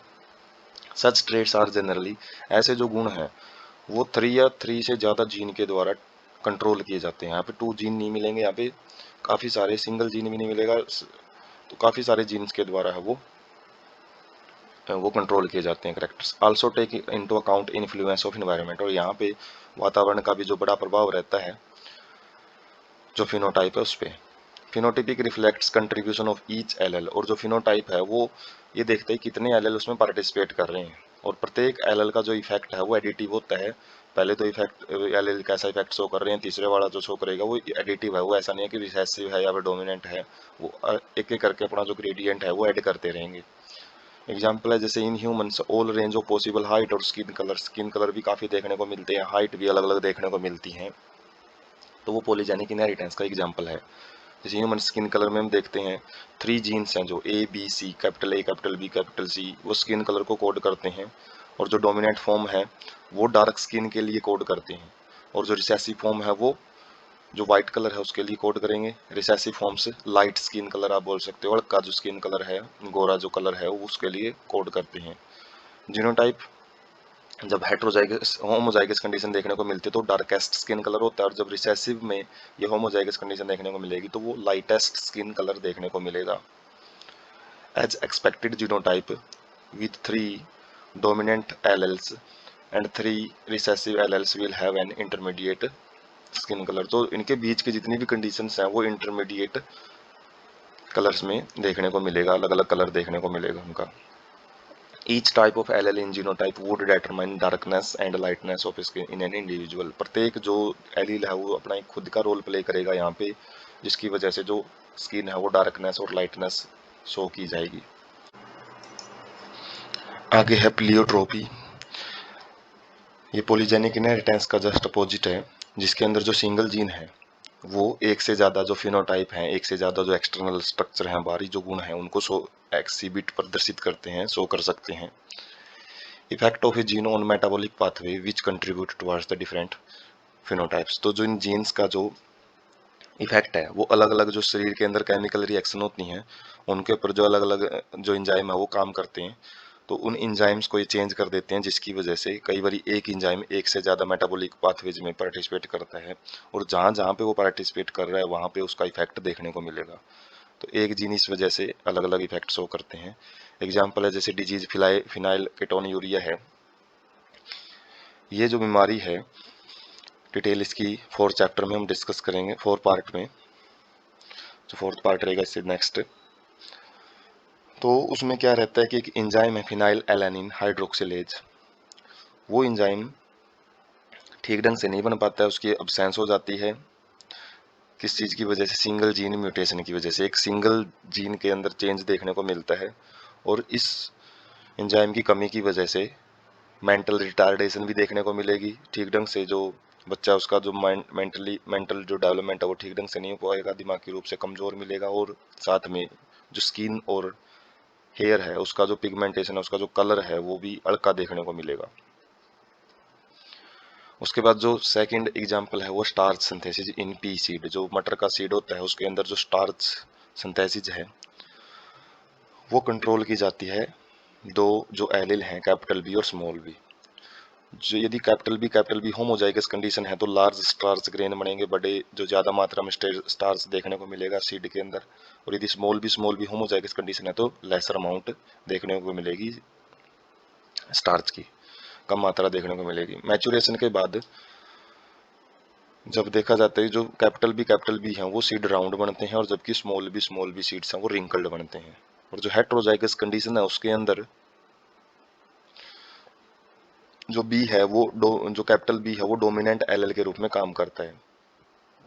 लेकिन हेट्रोजाइगस कंडीशन यदि स्टार्च केस में देखें हम, इंटरमीडिएट स्टार्च बनेगा वहां पे। ये नहीं है कि कैपिटल बी स्मॉल बी है तो वहां पे कैपिटल बी वाला अपना इफेक्ट शो करेगा, लार्ज स्टार्च ग्रेन बनेंगे। वहां पे कम स्टार्च ग्रेन देखने को मिलते हैं, मीडियम साइज के। तो it depends as much one gene product and production of a particular phenotype influenced by a same gene. तो यहाँ पे देख सकते हैं कि जो जीन प्रोडक्ट एक से ज्यादा जो स्टार्च का जो साइज है या फिर जो उसका कलर है, यहाँ पे जो शेप की बात कर रहे हैं रिंकल्ड राउंड की, तो वो एक ही जीन के द्वारा अपना जो पार्टिसिपेशन है वो अलग अलग जगह पे शो कर रहा है। वो फिनोटिपिक जो फिनोटाइप्स हैं वो डिफरेंट देखने को मिल रहे हैं। उसके बाद है सेक्स डिटर्मिनेशन इन इंसेक्ट्स। कीट पतंगों में जो सेक्स डिटर्मिनेशन है वो कैसे होता है। तो हैंकिंग ने सबसे पहले सेक्स डिटर्मिनेशन के बारे में जो अपनी खोज है वो क्या देखा था, तो 1891 के अंदर traced a specific nuclear structure all through spermatogenesis in a few insect. कुछ इंसेक्ट में जब वो स्पर्मेटोजेनेसिस स्पर्म फॉर्मेशन को स्टडी कर रहे थे कि स्पर्म कैसे बनता है मेल के अंदर, जो मेल गैमेट होता है, तो उस टाइम पे कुछ स्पेसिफिक स्ट्रक्चर, कुछ संरचनाएं उसने न्यूक्लियस के अंदर देखी और ऐसा पता लगाया उस टाइम कि 50% जो स्पर्म है उनके पास वो स्ट्रक्चर प्रेजेंट थी, और जबकि 50% के पास वो स्ट्रक्चर नहीं थी। तो ऐसी स्ट्रक्चर को उन्होंने एक्स बॉडी का नाम दिया, लेकिन उस टाइम वो उस चीज की सिग्निफिकेंस है उसको नहीं समझा पाए। जो दूसरे साइंटिस्ट हैं, अदर साइंटिस्ट कंक्लूडेड, उन्होंने कंक्लूजन निकाला कि जो ये एक्स बॉडी है वाज इनफैक्ट ए क्रोमोसोम, ये क्रोमोसोम होता है, और इसको एक्स क्रोमोसोम नाम दिया गया क्योंकि जो हैंकिंग है उन्होंने एक्स बॉडी नाम दिया था इसका। In large number of insect mechanism of sex determination is X O type. तो इंसेक्ट के अंदर जो सेक्स डिटर्मिनेशन है एक्स ओ टाइप होता है, जिसके अंदर जो एग्स हैं उनके पास एक एडिशनल एक्स क्रोमोसोम प्रेजेंट होता है besides the other chromosome autosomes. तो एक्स है उनके पास एक्स क्रोमोसोम, जबकि जो स्पर्म्स हैं उनके पास 50-50% कंडीशन मिलेगी, आधे के पास मिलेगा आधे के पास नहीं होते हैं।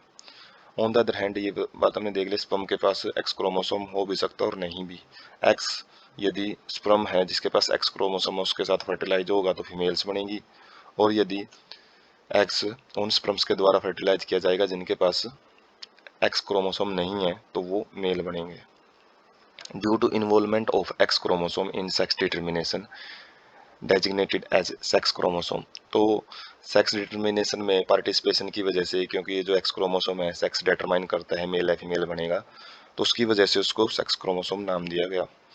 एग्जाम्पल है ग्रास ऊपर जो टिड्डा है उसके अंदर ये एक्स ओ टाइप का सेक्स डिटर्मिनेशन मैकेनिज्म वो देखने को मिलता है। उसके बाद मेल एंड फीमेल हेट्रोगैमेटी क्या चीज़ होती हैं।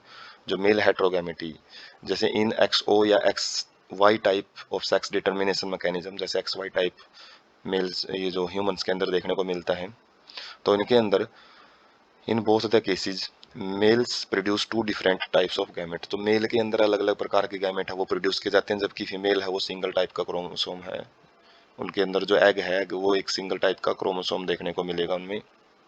आइदर तो पहले वाले में कंडीशन देखी जाए एक्स ओ में, या तो उनके पास एक्स क्रोमोसोम मिलेगा या फिर एब्सेंट होगा, और दूसरे वाले में एक्स वाई में हमने देखा है कि एक 50% के पास एक्स क्रोमोसोम मिलता है और 50 के पास वाई क्रोमोसोम मिलता है जो मेल गैमेट्स होते हैं। वेहराज फीमेल्स हैं जो ए pair of X chromosome besides autosome, जबकि फीमेल्स के पास केवल एक पेयर में मिलेगा एक्स क्रोमोसोम, ऑटोसोम्स के अलावा कोई डिफरेंट कंडीशन देखने को नहीं मिलेगी। जैसे कि ह्यूमंस हैं, ड्रोसोफिला है, इनके अंदर ये मेल हेटेरोगैमेटी कंडीशन पाई जाती है।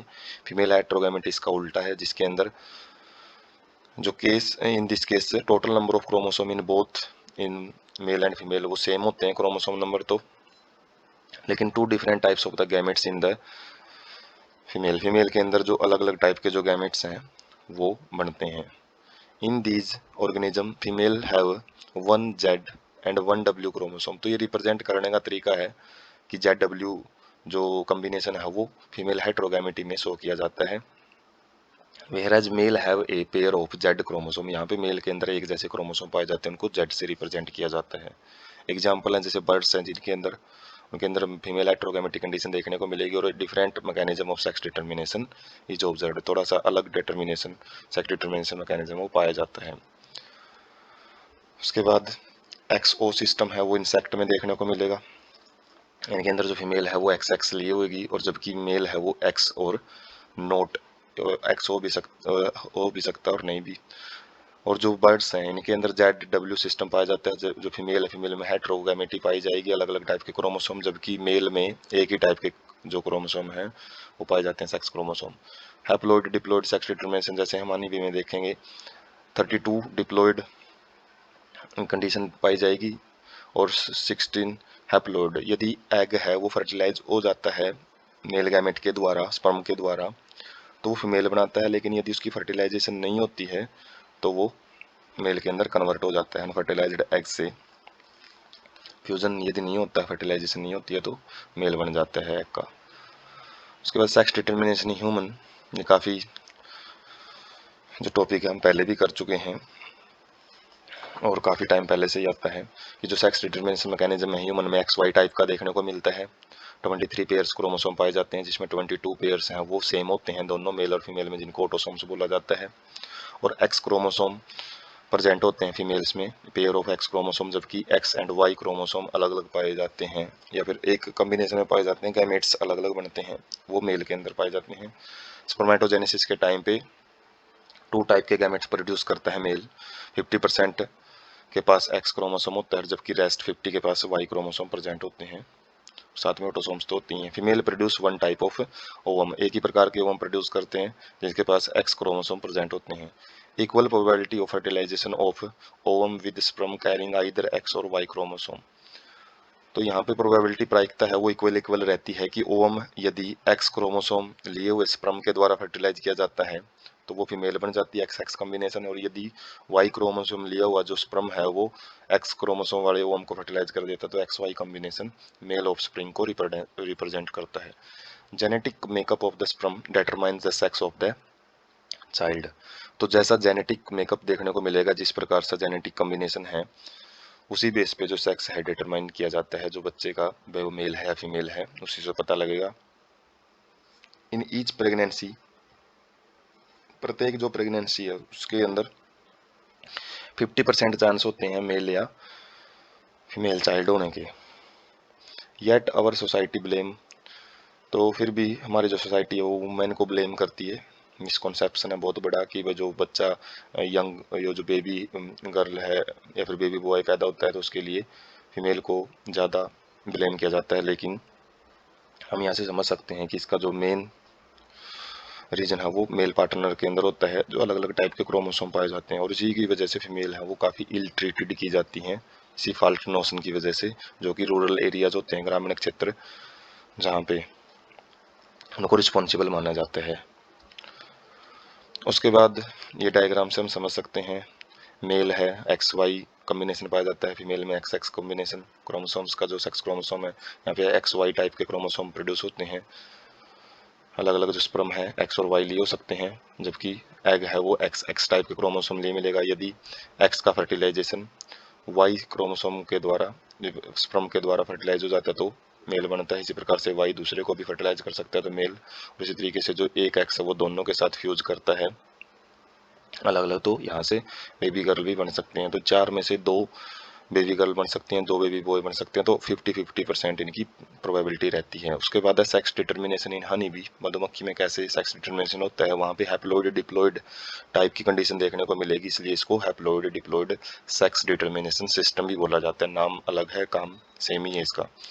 Based on the number of set of chromosome in an individual receive, तो किस चीज़ पे डिपेंड करता है कि जो इंडिविजुअल है वो कितने सेट, कितनी संख्या में जो क्रोमोसोम है वो रिसीव करता है, उसके ऊपर ही प्राप्त करता है, उसके ऊपर ही सारा डिटर्मिनेशन वो किया जाता है। मेल के पास आधे क्रोमोसोम प्रेजेंट होते हैं, आधे नंबर के क्रोमोसोम, जबकि फीमेल के पास कंप्लीट होते हैं।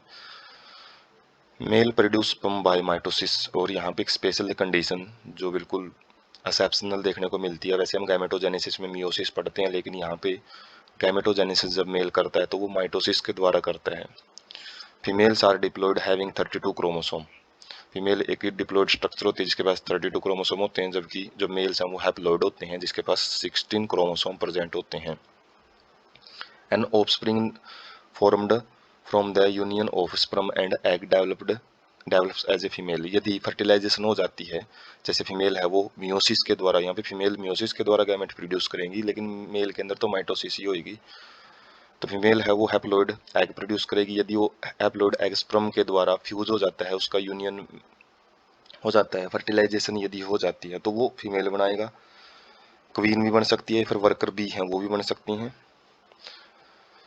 एंड यदि जो अनफर्टिलाइज्ड एग, यदि फर्टिलाइजेशन नहीं होती है, तो वो जो एग है हैप्लॉइड एग, वो एक मेल ड्रोन के अंदर कन्वर्ट हो जाता है पार्थिनोजेनेसिस के द्वारा। पार्थिनोजेनेसिस क्या होता है? विदाउट फर्टिलाइजेशन जब कोई भी इंडिविजुअल है वो पैदा हो जाता है।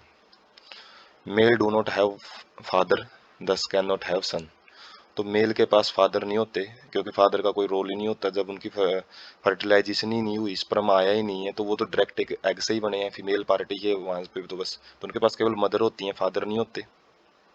और आगे भी वो सन प्रोड्यूस नहीं कर सकते, क्योंकि यदि उन्होंने आगे स्पर्म वगैरह प्रोड्यूस, वैसे स्पर्म तो प्रोड्यूस करते हैं, लेकिन ये फर्टिलाइजेशन यदि करते हैं तो वहाँ पे डॉटर बनेगी, सन तो बन ही नहीं सकता, तो वो सन भी नहीं होता उनके पास।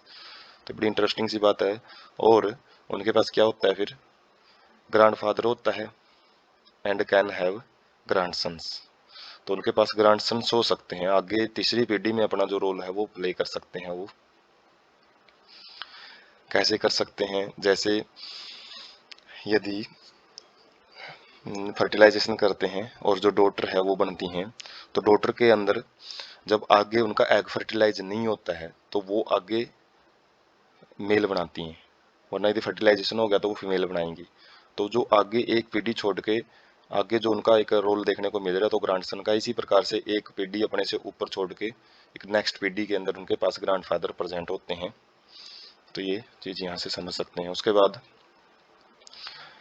यहाँ पे हम डायग्राम से समझ सकते हैं, जो डिप्लॉयड फीमेल हनी बी है उनके अंदर मियोसिस देखने को मिलता है, एग बनते हैं ए और बी टाइप के। यदि फर्टिलाइजेशन नहीं होती है तो हैप्लॉयड मेल बी है वो क्रिएट हो जाते हैं, यहाँ पे कोई फर्टिलाइजेशन देखने को नहीं मिलेगी। जबकि डिप्लॉयड फीमेल है उसके अंदर मियोसिस होगी, एग बनेंगे, और एग में जैसे यहाँ पे कोई मियोसिस नहीं होती है, माइटोसिस होती है, स्पर्म बनते हैं, और स्पर्म यदि फर्टिलाइज करेंगे तो फर्टिलाइज करने के बाद डिप्लॉयड जो फीमेल है वो पैदा होती हैं, तो इसलिए इसको हैप्लॉइड डिप्लॉयड सेक्स डिटर्मिनेशन बोला जाता है।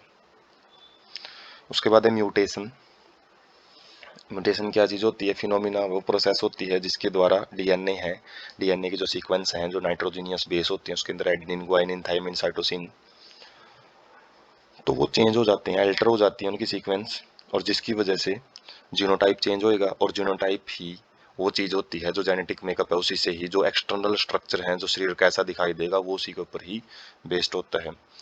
Leads to the variation in DNA, तो इससे क्या होगा? वेरिएशन आएंगी डीएनए के अंदर, चेंजेस आएंगे, और लॉस एंड डिलीशन, मतलब या तो नाइट्रोजीनियस बेस पेयर का वहां से चला जाना, या फिर एक एक्स्ट्रा नाइट्रोजीनियस बेस जब सीक्वेंस में आके जुड़ता है या डुप्लीकेशन होती है, उसका संख्या बढ़ जाती है, इंसर्ट होता है, ऐड होता है, या फिर डुप्लीकेट उसकी कॉपी हो जाती है, तो जिसकी वजह से जो सेगमेंट ऑफ डीएनए है वो अल्टर हो जाता है, चेंज वहाँ पे देखने को मिलेगा, क्रोमोसोम चेंज हो जाते हैं। Alternation in chromosome result in abnormalities और एबरेशंस, और जैसे ही क्रोमोसोम के अंदर चेंज देखने को मिलेगा उसकी वजह से कुछ एबनॉर्मलिटीज का मतलब है असाधारण चीज जो कि नॉर्मल चीज से हट के कुछ चीज बने, उसी को एबरेशन बोलते हैं, chromosomal aberrations. Chromosomal aberrations are commonly observed in cancer cell, तो कैंसर सेल जो भी हैं, जैसे कुछ उनको जन्स वगैरह होते हैं जो कैंसर काजिंग जीन होते हैं हमारे शरीर में, तो उनके अंदर कुछ चेंज देखने को मिल जाते हैं जिसकी वजह से वो कैंसर कोज करते हैं। पॉइंट म्यूटेशन क्या होता है? Arise due to the change in single base pair of DNA, तो एक सिंगल बेस पेयर है उसी के अंदर ही, जैसे नाइट्रोजीनियस बेस पेयर होते हैं, एडेनिन, ग्वानिन, थाइमिन, साइटोसिन, तो इनके अंदर कोई एक जो बेस पेयर है वो बिल्कुल एक जगह से हटा हुआ मिलेगा, या फिर कुछ वहाँ पे कोई दूसरा बेस पेयर आ जाता है, एक सिंगल जगह पे ही बस वहाँ पे चेंज देखने को मिलेगा, उसको पॉइंट म्यूटेशन बोला जाता है। एग्जाम्पल है जैसे सिकल सेल एनीमिया, आगे के पार्ट में जो हम डिस्कस करेंगे इसके बारे में कंप्लीट। एक फ्रेम शिफ्ट म्यूटेशन होती है जो किसकी वजह से होती है, या तो कोई बेस पेयर वहाँ पे डिलीट हो जाता है, या फिर कोई एक नया बेस पेयर ऐड हो जाता है जिसकी वजह से सारे जो बेस पेयर आगे आगे सरक जाते हैं, यदि एक्स्ट्रा ऐड हुआ है, या फिर यदि वहाँ पे डिलीट हुआ है तो पीछे पीछे शिफ्ट हो जाते हैं, जिसकी वजह से जो शिफ्ट है पूरी की पूरी जो फ्रेम है, ढांचा है, वो पूरा चेंज हो जाता है, और उसको हम फ्रेम शिफ्ट म्यूटेशन बोलते हैं। म्यूटाजेंस क्या होते हैं? जो many chemical and physical factor जो कि म्यूटेशन कोज करते हैं, वो सब्सटेंस, वो पदार्थ जिसकी वजह से, वो फिजिकल भी हो सकते हैं, केमिकल भी हो सकते हैं, कोई केमिकल सब्सटेंस हो सकता है फिजिकल में, जैसे यूवी रेज वगैरह, रेडिएशन वगैरह भी हो सकती हैं जो कि म्यूटेशन कोज करती हैं। एग्जाम्पल है जैसे फिजिकल फैक्टर का यूवी रेडिएशन। उसके बाद है पेडिग्री एनालिसिस। ये क्या चीज़ होती है? Analysis of a trait in several of generations of a family, तो जब एक फैमिली के अंदर ट्रेट्स को स्टडी किया जाता है कई पीढ़ियों तक, तो उस एनालिसिस को, उस निरीक्षण को हम पेडिग्री एनालिसिस बोलते हैं, फैमिली हिस्ट्री बोला जाता है इसको। Inheritance of a particular trait is represented in family tree over generation, तो इसके अंदर एक स्पेशल गुण है वो स्टडी किया जाता है पूरी पीढ़ी दर पीढ़ी, किस तरीके से वो गुण है आगे बढ़ता जा रहा है, तो उसको स्टडी किया जाता है। Provide a strong tool to trace inheritance of a specific trait, abnormalities और डिजीज, तो ये जो इम्पोर्टेंट इसका रोल क्या रहता है कि हम किसी भी स्पेसिफिक गुण को है वो उसको ये देख सकते हैं कि वो किस तरीके से एक पीढ़ी से दूसरी पीढ़ी में चलता जा रहा है, उसको ट्रेस किया जा सकता है, उसके रास्ते को पता लगाया जा सकता है किस लाइन में चलता जा रहा है। जो एबनॉर्मलिटी है, डिजीज है, उनको भी हम इसमें पता लगा सकते हैं। Each and every feature in the organism is controlled by one और अदर जीन लोकेटेड ऑन, ये तो हमको पता ही है कि प्रत्येक जो गुण है वो जीन के द्वारा कंट्रोल किया जाता है कि वो किस प्रकार का गुण दिखाई देगा, तो वो जीन किसके ऊपर प्रेजेंट होते हैं? डीएनए के ऊपर प्रेजेंट होते हैं, और जो कि क्रोमोसोम के अंदर प्रेजेंट मिलेंगे। डीएनए कैरियर होता है जेनेटिक इन्फॉर्मेशन का, और एक पीढ़ी से दूसरी पीढ़ी में बिना कोई चेंज के या बिना कोई बदलाव के वो जाता है। चेंजेस यदि अल्टरनेशन, यदि म्यूटेशन उसमें देखने को मिल जाती हैं तो वो टाइम टू टाइम हो सकती हैं। सच अल्टरनेशन और चेंज इन जेनेटिक मटेरियल, वो हम पढ़ चुके हैं। म्यूटेशन होता है जो कि इनहेरिटेबल होता है, पीढ़ी दर पीढ़ी जा सकता है। तो म्यूटेशन की शॉर्ट डेफिनेशन क्या रहती है? सडन इनहेरिटेबल जो चेंजेज होते हैं, जेनेटिक चेंजेज होते हैं, उनको म्यूटेशन बोला जाता है। Many disorder in human beings have been found to be associated with inheritance और चेंज्ड और अल्टर्ड जीन, तो काफ़ी सारे जो डिसऑर्डर हैं, जेनेटिक डिसऑर्डर जो जीन से रिलेटेड होते हैं, वो क्रोमोसोम या फिर जीन में चेंज आने की वजह से ही आगे देखने को मिलते हैं। तो यहाँ पे हम एक पेडिग्री चार्ट देख सकते हैं जो कि रिप्रेजेंट किया गया है अलग अलग। जैसे यहाँ पे जो कॉम्बिनेशन है, जो हस्बैंड वाइफ है, उसके बाद उनके जो चिल्ड्रन हैं आगे, और चिल्ड्रन के आगे जो मैरिज वगैरह होती हैं, तो उनसे आगे जो चिल्ड्रन हैं, तो इस तरीके से जो भी एक फैमिली के अंदर जितने भी इंडिविजुअल हैं वो यहाँ पे शो किए जाते हैं। उनके जो करेक्टरिस्टिक्स हैं उनको अलग अलग कलर से रिप्रेजेंट किया जाता है। जैसे ये नॉर्मल फीमेल है, जो ये वाला जो सिंपल पिंक कलर है, हीमोफिलिक करेक्टर शो कर रखा है इसमें। यदि ये डार्कर है थोड़ा सा, और यदि ये ऑफ डार्कर है, ऑफ लाइट है, तो वो कैरियर फीमेल है। हीमोफीलिया में कैरियर कंडीशन देखने को मिलेगी, डिटेल में देखेंगे हम नेक्स्ट पार्ट में। यहाँ पे ऐसे ही नॉर्मल मेल है और यहाँ पे हीमोफिलिक मेल है, तो जो कैरियर कंडीशन है वो ज़्यादातर फीमेल में देखने को मिलेगी। तो यहाँ पे जो भी हम कलर है उसके बेस पे उनको रिप्रेजेंट कर सकते हैं, बीमारी जिनके पास है या नहीं है। उसके बाद कुछ जो सिंबल्स हैं वो देख सकते हैं एनसीईआरटी से, जो पिक है, जो नॉर्मल मेल है उसको हम स्क्वायर से रिप्रेजेंट करते हैं, ये खाली भी रहता है नॉर्मल के लिए, या फिर अलग अलग कलर भी यूज किए जाते हैं। फीमेल के लिए हम सर्कल यूज करते हैं, सेक्स अनस्पेसिफाइड के लिए हम जो रोम्बस टाइप यूज करते हैं, यदि इफेक्टेड हैं तो ये कलर चेंज कर दिया जाता है। मेटिंग जो रिप्रेजेंट किया जाता है एक सिंपल लाइन से रिप्रेजेंट किया जाता है। मेटिंग बिटवीन रिलेटिव, यदि रिलेटिव्स हैं उनके बीच में यदि मेटिंग है तो उनको डबल लाइन से रिप्रेजेंट किया जाएगा। Parents above and children below, जो हम जब भी रिप्रेजेंट करते हैं तो पेरेंट्स को ऊपर दिखाया जाता है, उससे जो भी कॉम्बिनेशन बनते हैं जो चिल्ड्रन है उनको नीचे दिखाया जाएगा। In order of birth left to right, तो जिस तरीके से उनका बर्थ हो रहा है लेफ्ट से राइट की तरफ उनको दिखाया जाता है। पेरेंट्स नॉर्मल है यहाँ पे, जबकि चाइल्ड है वो इफेक्टेड है। और 5 अनइफेक्टेड ऑफस्प्रिंग के लिए ये स्पेशल वर्ड है वो यूज किया जाता है, रोम्बस के अंदर 5 लिखा जाता है। उसके बाद थोड़ा सा जो डिटेल्ड व्यू है वो आप देख सकते हो। मेल हैं फीमेल्स हैं उनको नॉर्मल हम ब्लैंक भी छोड़ सकते हैं, बस शेप है वो याद रखनी पड़ती है। स्क्वायर यूज किया जाता है, सर्कल फीमेल में यूज किया जाता है। मेटिंग में हम सिंपल लाइन से रिप्रेजेंट करते हैं। और यहाँ पे पेरेंट्स और चिल्ड्रन को दिखा रखा है। यहाँ पे थोड़ी एक्स्ट्रा कंडीशन है, डाइजाइगोटिक और मोनोजाइगोटिक ट्विंस, ट्विंस होते हैं जुड़वा, और यदि दो जाइगोट से अलग अलग ट्विंस बनते हैं तो उनके अंदर जो सेक्स है उनके अलग अलग भी हो सकते हैं, एक जैसे भी होंगे, और वो जो बच्चे हैं वो एक जैसे नहीं देखने को मिलेंगे, क्योंकि उनके करेक्टर्स हैं बिल्कुल टोटली डिफरेंट मिल सकते हैं एक दूसरे के साथ, हैं जुड़वा लेकिन करेक्टर्स अलग अलग देखने को मिलेंगे। और ऐसे डाइजाइगोटिक ट्विंस होते हैं वो मेल और फीमेल अलग अलग, मतलब बेबी गर्ल और बेबी बॉय अलग अलग भी देखने को मिल सकते हैं। लेकिन जो मोनोजाइगोटिक है वो एक ही जाइगोट से आगे डिवाइड होकर बनते हैं, जिसकी वजह से उनके अंदर काफ़ी सिमिलरिटी देखने को मिलेंगी। यदि एक बेबी बॉय है तो दूसरा बेबी बॉय ही मिलेगा। हालांकि एनवायरमेंटल फैक्टर है उनको बहुत ज़्यादा प्रभावित करते हैं, जिसकी वजह से वो उनका जो सिमिलरिटीज़ है वो बरकरार नहीं रहती, वो चेंज हो सकती है। सेक्स अनस्पेसिफाइड के लिए हम ऐसे रोम्बस यूज करते हैं। नंबर ऑफ चिल्ड्रन के लिए हम 2 3 4 उनके लिख सकते हैं। उसके बाद इफेक्टेड के लिए हम उनको डार्कर कर देते हैं। कैरियर कंडीशन के लिए, ऑटोसोमल रिसेसिव कंडीशन के लिए हम ऑफ वर्ड यूज करते हैं, हेट्रोजाइगस कंडीशन या कैरियर कंडीशन है।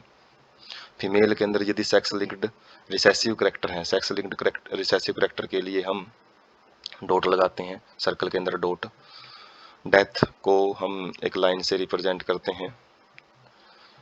किसी भी इंडिविजुअल की यदि डेथ हो जाती है तो उसको फैमिली चार्ट में क्रॉस कर दिया जाता है। उसके बाद एबॉर्शन या still birth, pre mature death बोलते हैं, यदि जो चाइल्ड है वो फिटस है जो ग्रो कर रहा होता है मदर वोम के अंदर, गर्भाशय के अंदर, यदि उसकी डेथ हो जाती है तो उसको इस तरीके से रिप्रेजेंट किया जाता है, डॉट के ऊपर एक लाइन लगा दी जाती है। प्रोस्पेक्टस या प्रोबेंडिट का मतलब है कि जो इंडिविजुअल है उसके अंदर मेंटल रिटार्डेशन है, मेंटल डिजीज है, जेनेटिक डिसऑर्डर है, उसके साथ रिप्रेजेंट किया जाता है, वैसे ये डिजीज्ड कंडीशन ही है।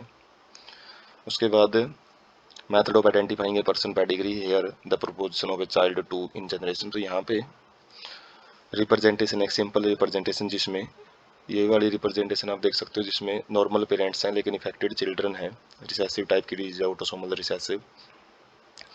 और कॉन्जेनियस मैरिज, कॉन्जेनियस मैरिज तो सिंपल एक मैरिज को रिप्रेजेंट करता है, मेटिंग को रिप्रेजेंट करता है। जैसे आप फ्लो चार्ट में देख सकते हो, जो जेनेटिक डिसऑर्डर हैं, जो जीन की वजह से जो बीमारियां होती हैं, जो जन्मजात बीमारियां कॉन्जेनिटल डिजीज होती हैं, जो जन्म से ही मिलती हैं, और जिनके जो ट्रीटमेंट है वो भी काफ़ी टिपिकल होते हैं या फिर होते ही नहीं हैं। तो वो दो प्रकार के होते हैं, क्रोमोसोमल डिसऑर्डर या फिर मेंडेलियन डिसऑर्डर।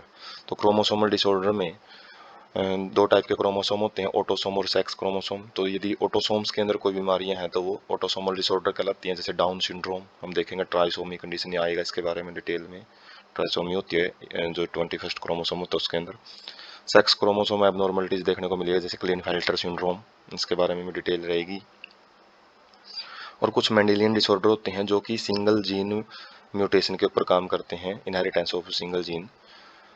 तो जीन म्यूटेशन इन ऑटोसोम, यदि ऑटोसोम्स के अंदर है तो उनको ऑटोसोमल डिजीज बोला जाता है, वो डोमिनेंट और रिसेसिव दो हो सकती हैं। और इसी प्रकार से सेक्स क्रोमोसोम में है तो वो भी दो प्रकार की देखने को मिल सकती है, ऑटोसोमल एक्स लिंक्ड और ये autosomal dominant X linked dominant या X linked recessive. Y linked disorder भी होते हैं यदि वाई क्रोमोसोम से रिलेटेड रहते हैं तो ऑटोसोम्स में सिकल सेल एनीमिया की जो बीमारी है उसका एग्जाम्पल है, और एमोफीलिया है जो वो एक्स क्रोमोसोम के अंदर जो लिंक्ड होती है जो डिजीज, वो हीमोफीलिया होती है।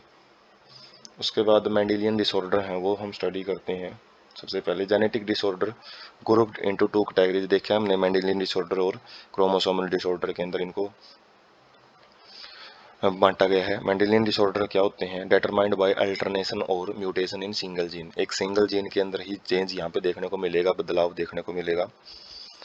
ट्रांसमिटेड टू ऑफस्प्रिंग, बच्चों में चले जाते हैं, वो एक लाइन के अंदर ही जाते हैं, एक पीढ़ी से मतलब एक लाइन टू लाइन दूसरी लाइन में नहीं जाते हैं।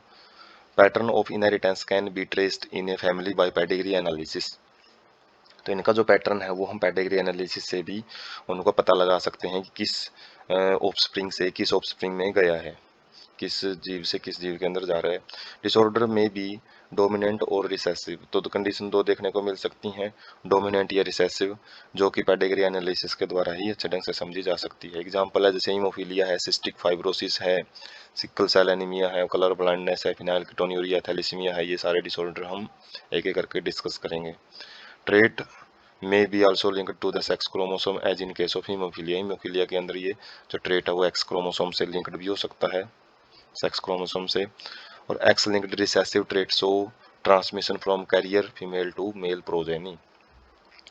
तो कैरियर फीमेल वो होती है जो खुद तो इफेक्टेड नहीं होती, उसके पास हेट्रोजाइगस कंडीशन होती है, और रिसेसिव कंडीशन है तो जाहिर सी बात है जो नॉर्मल ट्रेट है वो डोमिनेट करता है, और जो बीमारी वाला ट्रेट है वो वहाँ पे तो दबा रहता है। लेकिन यदि वो ट्रेट मेल के अंदर चला गया तो वहाँ पे वो डिजीज कोज कर सकता है। तो यहाँ पे मेल प्रोजेनी को वो डिजीज करवा सकती हैं, जो बीमारियां हैं वो ट्रांसमिट कर सकती हैं। तो मेंडेलियन डिसऑर्डर को मेनली चार भागों में डिवाइड करते हैं। ऑटोसोमल डोमिनेंट डिजीज हैं ये, जो कि अलग अलग देखने को मिलती हैं, ब्लू येलो, काफ़ी सारे एग्जांपल आप याद रख सकते हो। Achondroplasia, hypercholesterolemia, blue yellow colour blindness, myotonic dystrophy, neurofibromatosis और हंटिंगटन डिजीज और मार्फन सिंड्रोम। इसको इस ट्रिक से याद भी रख सकते हो।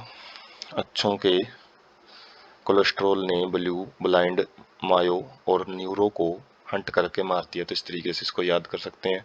और बाकी ऑटोसोमल रिसेसिव डिजीज के अंदर एल्केप्टोन्यूरिया है, एल्बिनिज्म है, सिकल सेल एनीमिया है, सिस्टिक फाइब्रोसिस है, गैलेक्टोसेमिया है, फिनाइलकीटोन्यूरिया है, थैलेसीमिया है, टे साइक डिजीज हैं। तो ये सारी जो बीमारियां हैं वो ऑटोसोमल रिसेसिव में आती हैं। तो इनके जो ट्रेट होते हैं वो रिसेसिव कंडीशन में ही अपना रोल प्ले करते हैं। जब होमोजाइगस कंडीशन मिलेगी ना इनको, तभी वो अपनी बीमारी शो करेंगे, बीमार करेक्टर शो करेंगे। लेकिन यहाँ पे हेट्रोजाइगस कंडीशन में बीमारियां देखने को मिलेंगी। तो जैसे यहाँ पे जो ट्रिक है वो अल्का ने अल्बिनी का सिक्कल से सिस्ट और गला काटा और फिनाइल से साफ करके थाली में रखा और बाकी SAC सैक में डाल दिया, थैली में डाल दिया। उसके बाद एक्स लिंक्ड डोमिनेंट, तो ये ऑटोसोमल डोमिनेंट रिसेसिव थे, यहाँ पे केवल ये सेक्स क्रोमोसोम से रिलेटेड मिलेंगे, और सेक्स क्रोमोसोम में भी किसी एक्स लिंक्ड मिलेंगे। तो विटामिन डी रेजिस्टेंट रिकेटस बीमारी मिलेगी।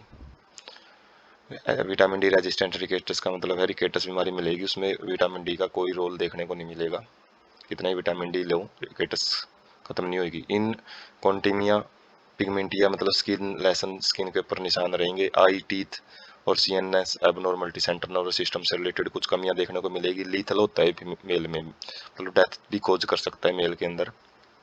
तो एक्स लिंक्ड डोमिनेंट होता है। तो यहाँ पे यदि हेट्रोजाइगस कंडीशन है, एक डिजीज्ड एलिल है, दूसरा नॉर्मल एलिल है, तो जो डिजीज्ड एलिल है अपना प्रभाव शो करता है, बीमारी शो करेगा। यहाँ पे कैरियर टाइप की कोई कंडीशन देखने को नहीं मिलेगी फीमेल में। जो कैरियर टाइप की कंडीशन है वो रिसेसिव कंडीशन में मिलती हैं। तो red green colour blindness, night blindness, severe combined immunodeficiency SCID, fragile X syndrome. तो काफ़ी सारी जो डिजीज है वो याद रख सकते हो। ट्रिक इसकी है रेड ब्लाइंडनेस और इम्यून के डेफिशिएंसी से फ्रैगिल डच बैग हीमो फेल हो गया। इस तरीके से बीमारियां याद रख सकते हो। जो नीट वगैरह की तैयारी करते हैं तो उस केस में ये याद एग्जाम्पल पूछ ले जाते हैं, एक बीमारी दे देंगे, एक डिजीज दे देंगे, उसका पूछ लेंगे भाई एक्स लिंक्ड है या ऑटोसोमल लिंक्ड डिजीज है। जो थोड़ा सा एक डिफरेंशिएट है वो यहाँ पे रेड ग्रीन कलर ब्लाइंडनेस। यदि रेड और ग्रीन में कोई पर्सन है वो डिफरेंशिएट नहीं कर पा रहा है तो वो सेक्स लिंक्ड रिसेसिव डिजीज है, जबकि ब्लू और येलो कलर में यदि वो डिफरेंशिएट नहीं कर पाता तो वो ऑटोसोमल डोमिनेंट डिजीज के अंदर आता है। तो सबसे पहले हम कलर ब्लाइंडनेस उसको पढ़ते हैं। ये सेक्स लिंक्ड रिसेसिव डिसऑर्डर होता है, एक्स क्रोमोसोम से रिलेटेड डिजीज मिलेगी। और रिसेसिव है तो यहाँ पे जो हेट्रोजाइगस कंडीशन है पेयरिंग में होते हैं जैसे करैक्टर, तो हेट्रोजाइगस कंडीशन है जिसमें एक डिजीज्ड एल है तो वो अपना प्रभाव नहीं शो कर पाता है फीमेल के अंदर। खास बात आइदर रेड और green cone of eye resulting in failure to discriminate, तो यहाँ पे जो कोन होती हैं जो कि कलर वगैरह डिस्टिंग्विश करने में मदद करती हैं, तो उनमें जो रेड और ग्रीन कलर की कोन, जो कलर के लिए जो कोन होती हैं, cone cells rod cell present होती हैं जो आई में, वो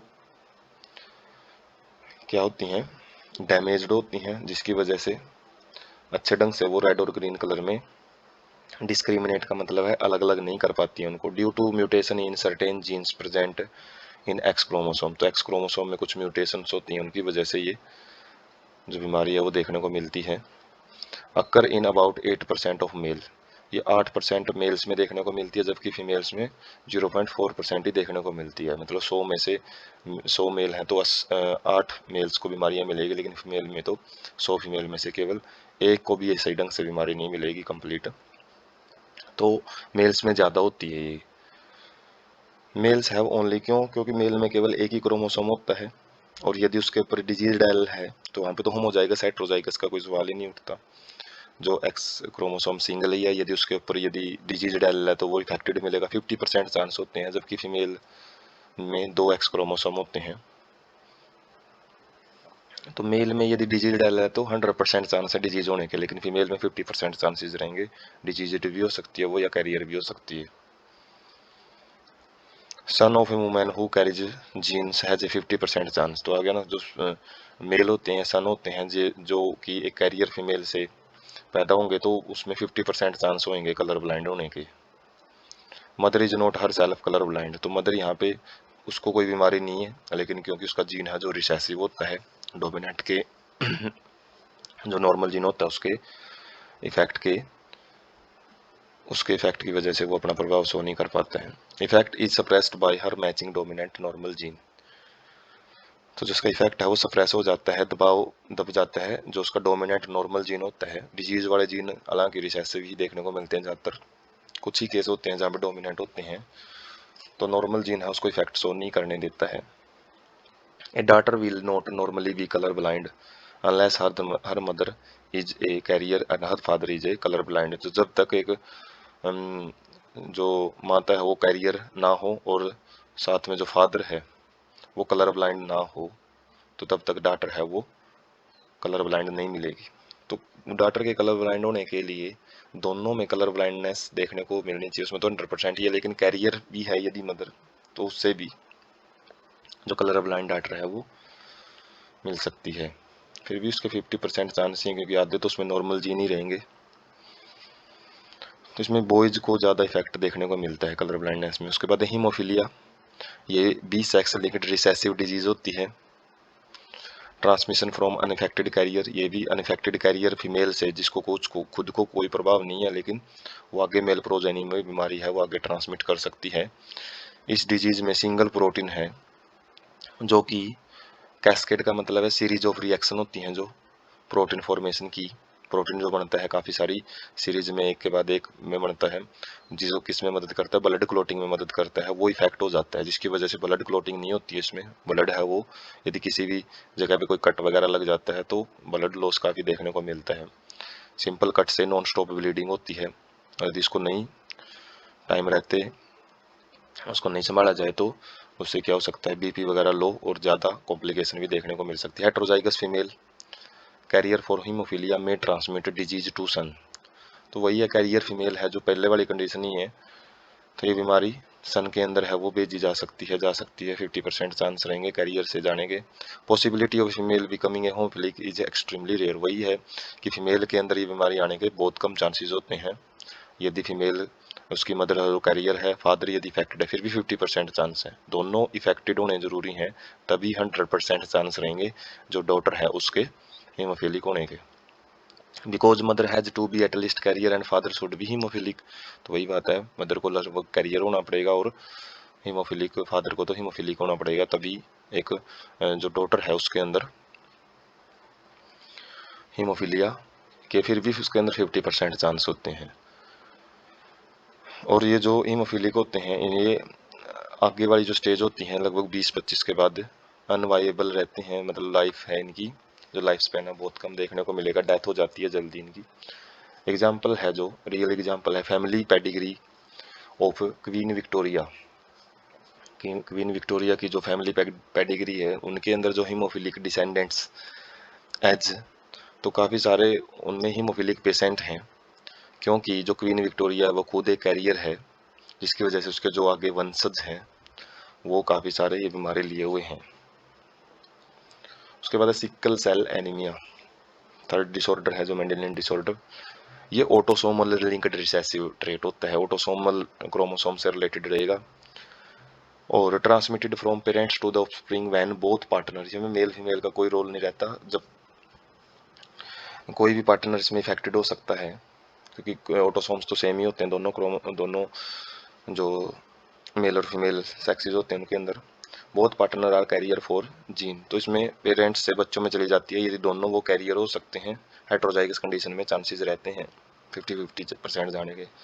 controlled by a single pair of allele HBA और HBS, तो ये जो डिजीज है वो एक पेयर ऑफ जीन प्रेजेंट होता है, HBA नॉर्मल हीमोग्लोबिन वाला जीन होता है जो नॉर्मल हीमोग्लोबिन तैयार करता है, और HBS सिकल सेल्ड जो RBC शेप है वो बनाता है। तो प्रॉब्लम हीमोग्लोबिन में ही होती है, इसकी वजह से शेप चेंज हो जाती है। होमोजाइगस इंडिविजुअल HBS है, HBS जो होमोजाइगस कंडीशन है वही डिजीज फिनोटाइप शो करेगा, बीमारी केवल होमोजाइगस कंडीशन में देखने को मिलेगी, हेटेरोजाइगस में वो कैरियर का काम करेंगे। तो वो अनइफेक्टेड होते हैं लेकिन वो डिजीज के कैरियर होते हैं, वाहक होते हैं, वो बीमारी आगे फैला सकते हैं, खुद को डिजीज हो सकता है ना हो। 50% probability of transmission of mutant gene, तो कैरियर को हम जैसे मॉस्किटो होता है मलेरिया का पैरासाइट लेके चलता है, वो खुद को बीमारी नहीं होती उसको, लेकिन वो वाहक है, दूसरों को बीमारी फैला सकता है इंसेक्ट उसमें ह्यूमंस में, तो कैरियर इसलिए वर्ड यहाँ पे यूज किया गया। तो 50% probability of transmission of mutant gene to progeny, तो अभी 50% चांस होते हैं कैरियर से बच्चों के अंदर बीमारियां जाने के। एक्सपीडिंग सिकल सेल ट्रेट, तो बीमारी शो करने के 50% चांस है। काज्ड बाय सब्सटीट्यूशन ऑफ, तो जो मेन रीजन है वो क्या है, जो ग्लूटामिक एसिड होता है, जो चेन होती है प्रोटीन की, वो प्रोटीन में अमाइनो एसिड की, तो अमाइनो एसिड होता है ग्लूटामिक एसिड, उसको एक ग्लूटामिक एसिड को वैलिन के द्वारा रिप्लेस कर दिया जाता है छठी पोजीशन पे ऊपर।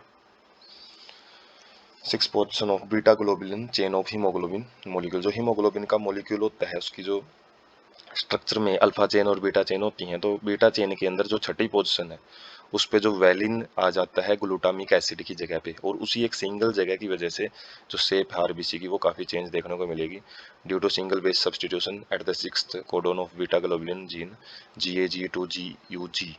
और ये किस चीज़ की वजह से होती है, जो जीन है उसके अंदर केवल GAG की जगह पे GUG एडेनिन की जगह पे यूरेसिल आ जाता है, बल्कि जो mRNA है mRNA के ऊपर आ जाता है, क्योंकि जो एडेनिन यूरेसिल है वो mRNA के अंदर पाया जाता है। उसके बाद mutant haemoglobin molecule undergo polymerization under low oxygen tension, तो जो म्यूटेंट है, जो ये चेंजेबल जो फॉर्म बनी है हीमोग्लोबिन की, वो जब ऑक्सीजन की कम मात्रा होती है तो पॉलीमराइजेशन करके एक एबनॉर्मल स्ट्रक्चर यहाँ पे बनाएगा, और जिसकी वजह से जो शेप है आरबीसी की वो बाई कनकेव डिस्क शेप्ड होती है, जो प्लेट जैसी स्ट्रक्चर होती है गोल होती है, तो वो सिकल सेल द्रांति शेप में देखने को मिल। सो डायग्राम से समझते हैं जो कि एनसीईआरटी से लिए गए, कि जैसे जो नॉर्मल आरबीसी हो biconcave disc shaped structure होती है इनकी, और इनके अंदर जो GAG है जो नॉर्मल जीन है उसकी जगह पे GTC आ जाता है, T आ जाता है एडेनिन की जगह पे थाइमिन है, और उसके बाद जो mRNA है उनके अंदर GAG की जगह पे GUG आ जाता है, और उसी एक सिंगल नाइट्रोजनियस बेस पेयर की वजह से जो ग्लूटामिक एसिड है 30 पोजीशन पे, उसकी जगह पे वैलिन आ जाता है, और जिसकी वजह से जो शेप है वो कितनी ज़्यादा कन्वर्ट हो जाती है सिंगल एक पॉइंट म्यूटेशन की वजह से, वो सिकल शेप्ड स्ट्रक्चर देखने को मिलती है। उसके बाद है फिनाइल कीटोन यूरिया, जो कि इनबोरन एरर है मेटाबॉलिज्म का, जो जन्म से ही बीमारी मिलती है ये, और इसके अंदर मेटाबॉलिज्म मतलब जो केमिकल रिएक्शन है वो इफेक्टेड रहती है शरीर में, और ये ऑटोसोमल रिसेसिव ट्रेट होता है, मतलब ये ऑटोसोमल क्रोमोसोम से रिलेटेड रहेगा, और रिसेसिव कंडीशन देखने को मिलेगी यहाँ पे, मतलब जो कैरियर कंडीशन भी देखने को मिल सकती है। इफेक्टेड इंडिविजुअल के अंदर एक एंजाइम है वो उसकी कमी होती है, जो फिनाइल एलनिन अमाइनो एसिड को टायरोसिन में बदलता है। अब यदि इस एंजाइम की कमी है तो फिनाइल एलनिन है वो इकट्ठा होता रहता है, और जो टायरोसिन है उसकी शरीर में कमी हो जाती है एंड कन्वर्टेड इनटू फिनाइल, और जो फिनाइल एलनिन ज़्यादा इकट्ठा होगा तो ये फिनाइल पायरुविक एसिड के अंदर कन्वर्ट हो जाता है, और भी इसके कुछ चेंजेबल फॉर्म है, बदले हुए रूप वो देखने को मिल सकते हैं। और यदि दिमाग में इकट्ठा हो जाता है तो मेंटल रिटार्डेशन, जो दिमागी रूप से जो कमज़ोर इंडिविजुअल है वो देखने को मिलता है। Also excreted through urine, urine के द्वारा भी ये शरीर से बाहर निकलता है, क्योंकि किडनी इसको ठीक ढंग से अब्जॉर्ब नहीं कर पाती हैं।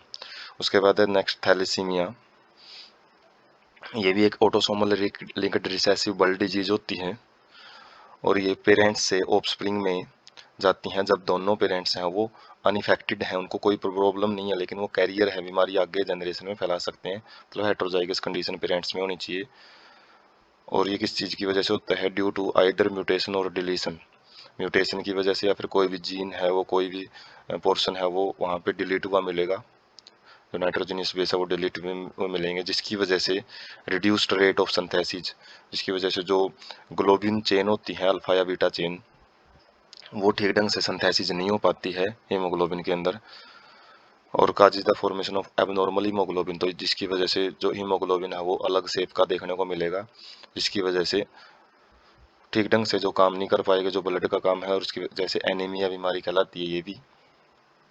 Quantitative problem of synthesising too few globin molecules, तो क्वांटिटेटिव प्रॉब्लम होती है क्योंकि कुछ ग्लोबिन चेन है वो ठीक ढंग से नहीं बन पाती है, मात्रा में कमी आ जाती है हीमोग्लोबिन की।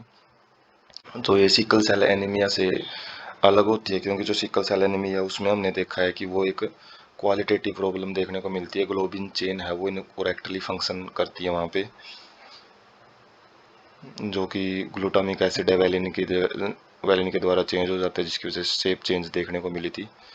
Classified according to the chain, जिस चेन में डिफेक्टेड होती है, जो चेन डिफेक्टेड होती है उसी की बेस पे अल्फा और बीटा थैलेसीमिया दो के अंदर डिवाइड किया गया। अल्फा थैलेसीमिया के अंदर हम देख सकते हैं जो प्रोडक्शन ऑफ अल्फा चेन वो इफेक्ट होती है, वो ठीक ढंग से नहीं बन पाती है, क्योंकि जो हीमोग्लोबिन है उसके अंदर अल्फा और बीटा चेन प्रेजेंट होती हैं, यहाँ पर अल्फा चेन इफेक्टेड होती हैं, और जो अल्फा चेन का इफेक्ट है, जो ये जीन है वो जीन HbA1 और HbA2 जीन प्रेजेंट होते हैं, जो कि क्रोमोसोम नंबर 16 पे होते हैं प्रत्येक पेरेंट्स के। तो क्लोजली लिंक्ड जीन होते हैं ये, जो कि हमने रिकम्बिनेशन और लिंकेज में भी देखा है इसके बारे में। Observed due to the mutation और deletion of one or more of 4 gene, तो 4 जीन देखने को मिलेंगे कॉम्बिनेशन में आते हैं, तो उनमें से कोई भी जीन है वो या तो म्यूटेटेड फॉर्म में उसकी अल्टर्ड फॉर्म मिलेगी, या फिर वो एक से ज़्यादा जो जीन है वो डिलीट हुए मिलेंगे। मोर जीन इफेक्टेड, जितने ज़्यादा जीन इफेक्ट होंगे उतना ही लेस अल्फा ग्लोबिन मॉलिक्यूल वो प्रोड्यूस होएगा, कम अल्फा चेन बनेंगी उसमें। बीटा थैलेसीमिया है जो उसके अंदर बीटा चेन है जो वो इफेक्ट होती हैं, और ये जो इफेक्ट है, ये जो करेक्टर है वो कंट्रोल किया जाता है HBV जीन के द्वारा, जो कि क्रोमोसोम नंबर 11 पे प्रेजेंट होता है प्रत्येक पेरेंट्स में। तो occurs due to the mutation of, तो ये हो सकता है कि यहाँ पे 2 जीन थे, यहाँ पे केवल सिंगल जीन है, तो हो सकता है एक जीन में कमी हो या फिर दोनों जीन में, उसकी वजह से बीटा थैलेसीमिया डिजीज है वो देखने को मिलती है। उसके बाद है क्रोमोसोमल डिसऑर्डर, ये किस चीज़ की वजह से होते हैं? Absence or excess of abnormal arrangement of one or more chromosome, तो ये ज़्यादा मात्रा में होना या फिर कम होना किसी भी क्रोमोसोम का, या फिर एबनॉर्मल अरेंजमेंट है क्रोमोसोम का, उसकी वजह से बीमारी देखने को मिल जाती है, वो ठीक ढंग से अरेंज नहीं है, व्यवस्थित नहीं है। एन्यूप्लॉइडी, ये क्रोमोसोम डिसऑर्डर क्या होता है? जो failure of segregation, during the cell division, जब सेल डिवीजन के टाइम पे जो सेग्रीगेशन है वो ठीक ढंग से नहीं हो पाता है क्रोमोसोम का, जिसकी वजह से या तो एक जगह पे क्रोमोसोम एक्स्ट्रा चला जाता है या फिर लॉस हो जाता है, उसकी वजह से एनियोप्लॉइडी कंडीशन देखने को मिलेगी। या ट्राइसोमी भी हो सकती है, जिसके अंदर मतलब वो क्रोमोसोम सेग्रीगेट नहीं हो पाता तो एडिशनल कॉपी चली जाती है क्रोमोसोम की, जो कि इंक्लूडेड इन द इंडिविजुअल। जैसे एग्जांपल है डाउन सिंड्रोम, जिसमें 21st क्रोमोसोम में ट्राइसोमी देखने को मिलती है। मोनोसोमी, इंडिविजुअल में लैक वन ऑफ, तो इसके अंदर एक क्रोमोसोम की कमी होती है, सिंगल क्रोमोसोम की कमी पाई जाती है। जैसे कि टर्नर सिंड्रोम है, जिसके अंदर एक्स क्रोमोसोम है वो एब्सेंट होता है ह्यूमन फीमेल्स के अंदर।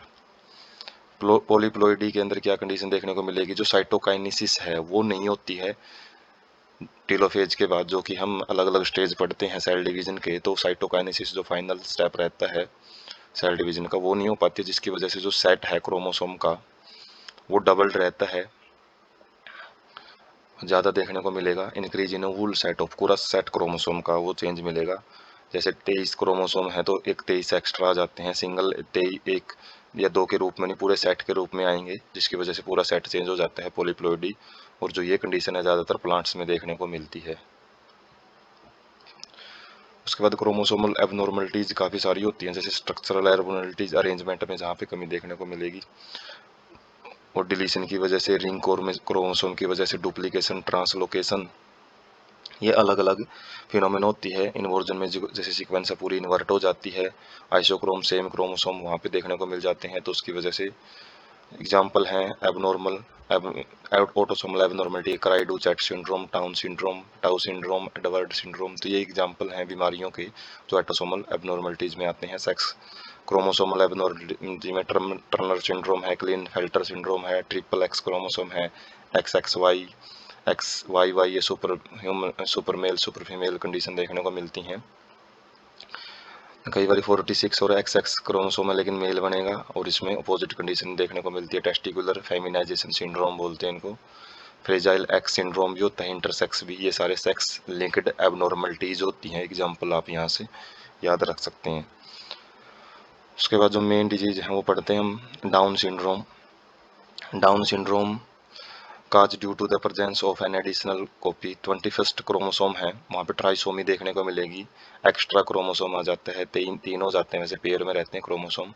और सबसे पहले ये लैगडन डाउन ने 1866 में इसके बारे में जानकारी दी थी, इसलिए इसको डाउन सिंड्रोम बोला जाता है। सिम्टम क्या कुछ रहेंगे, short stated with small round head, छोटा कद रहेगा और सिर है जो वो छोटा रहेगा और राउंड गोल रहेगा। फरोड टंग, टंग के अंदर जो फरो है, जो डिप्रेशन है देखने को मिलेगा ज़्यादा, और ज़्यादातर जो माउथ है ओपन रहता है। पाम है वो ब्रॉड मिलती है, चौड़ी मिलती है, और करेक्टरिस्टिक्स पाम क्रीज, और जो पाम क्रीज है वहाँ पे कुछ स्पेशल टाइप के निशान हैं, वो जो लाइनें हैं वो स्पेशल मिलेंगी यहाँ पे।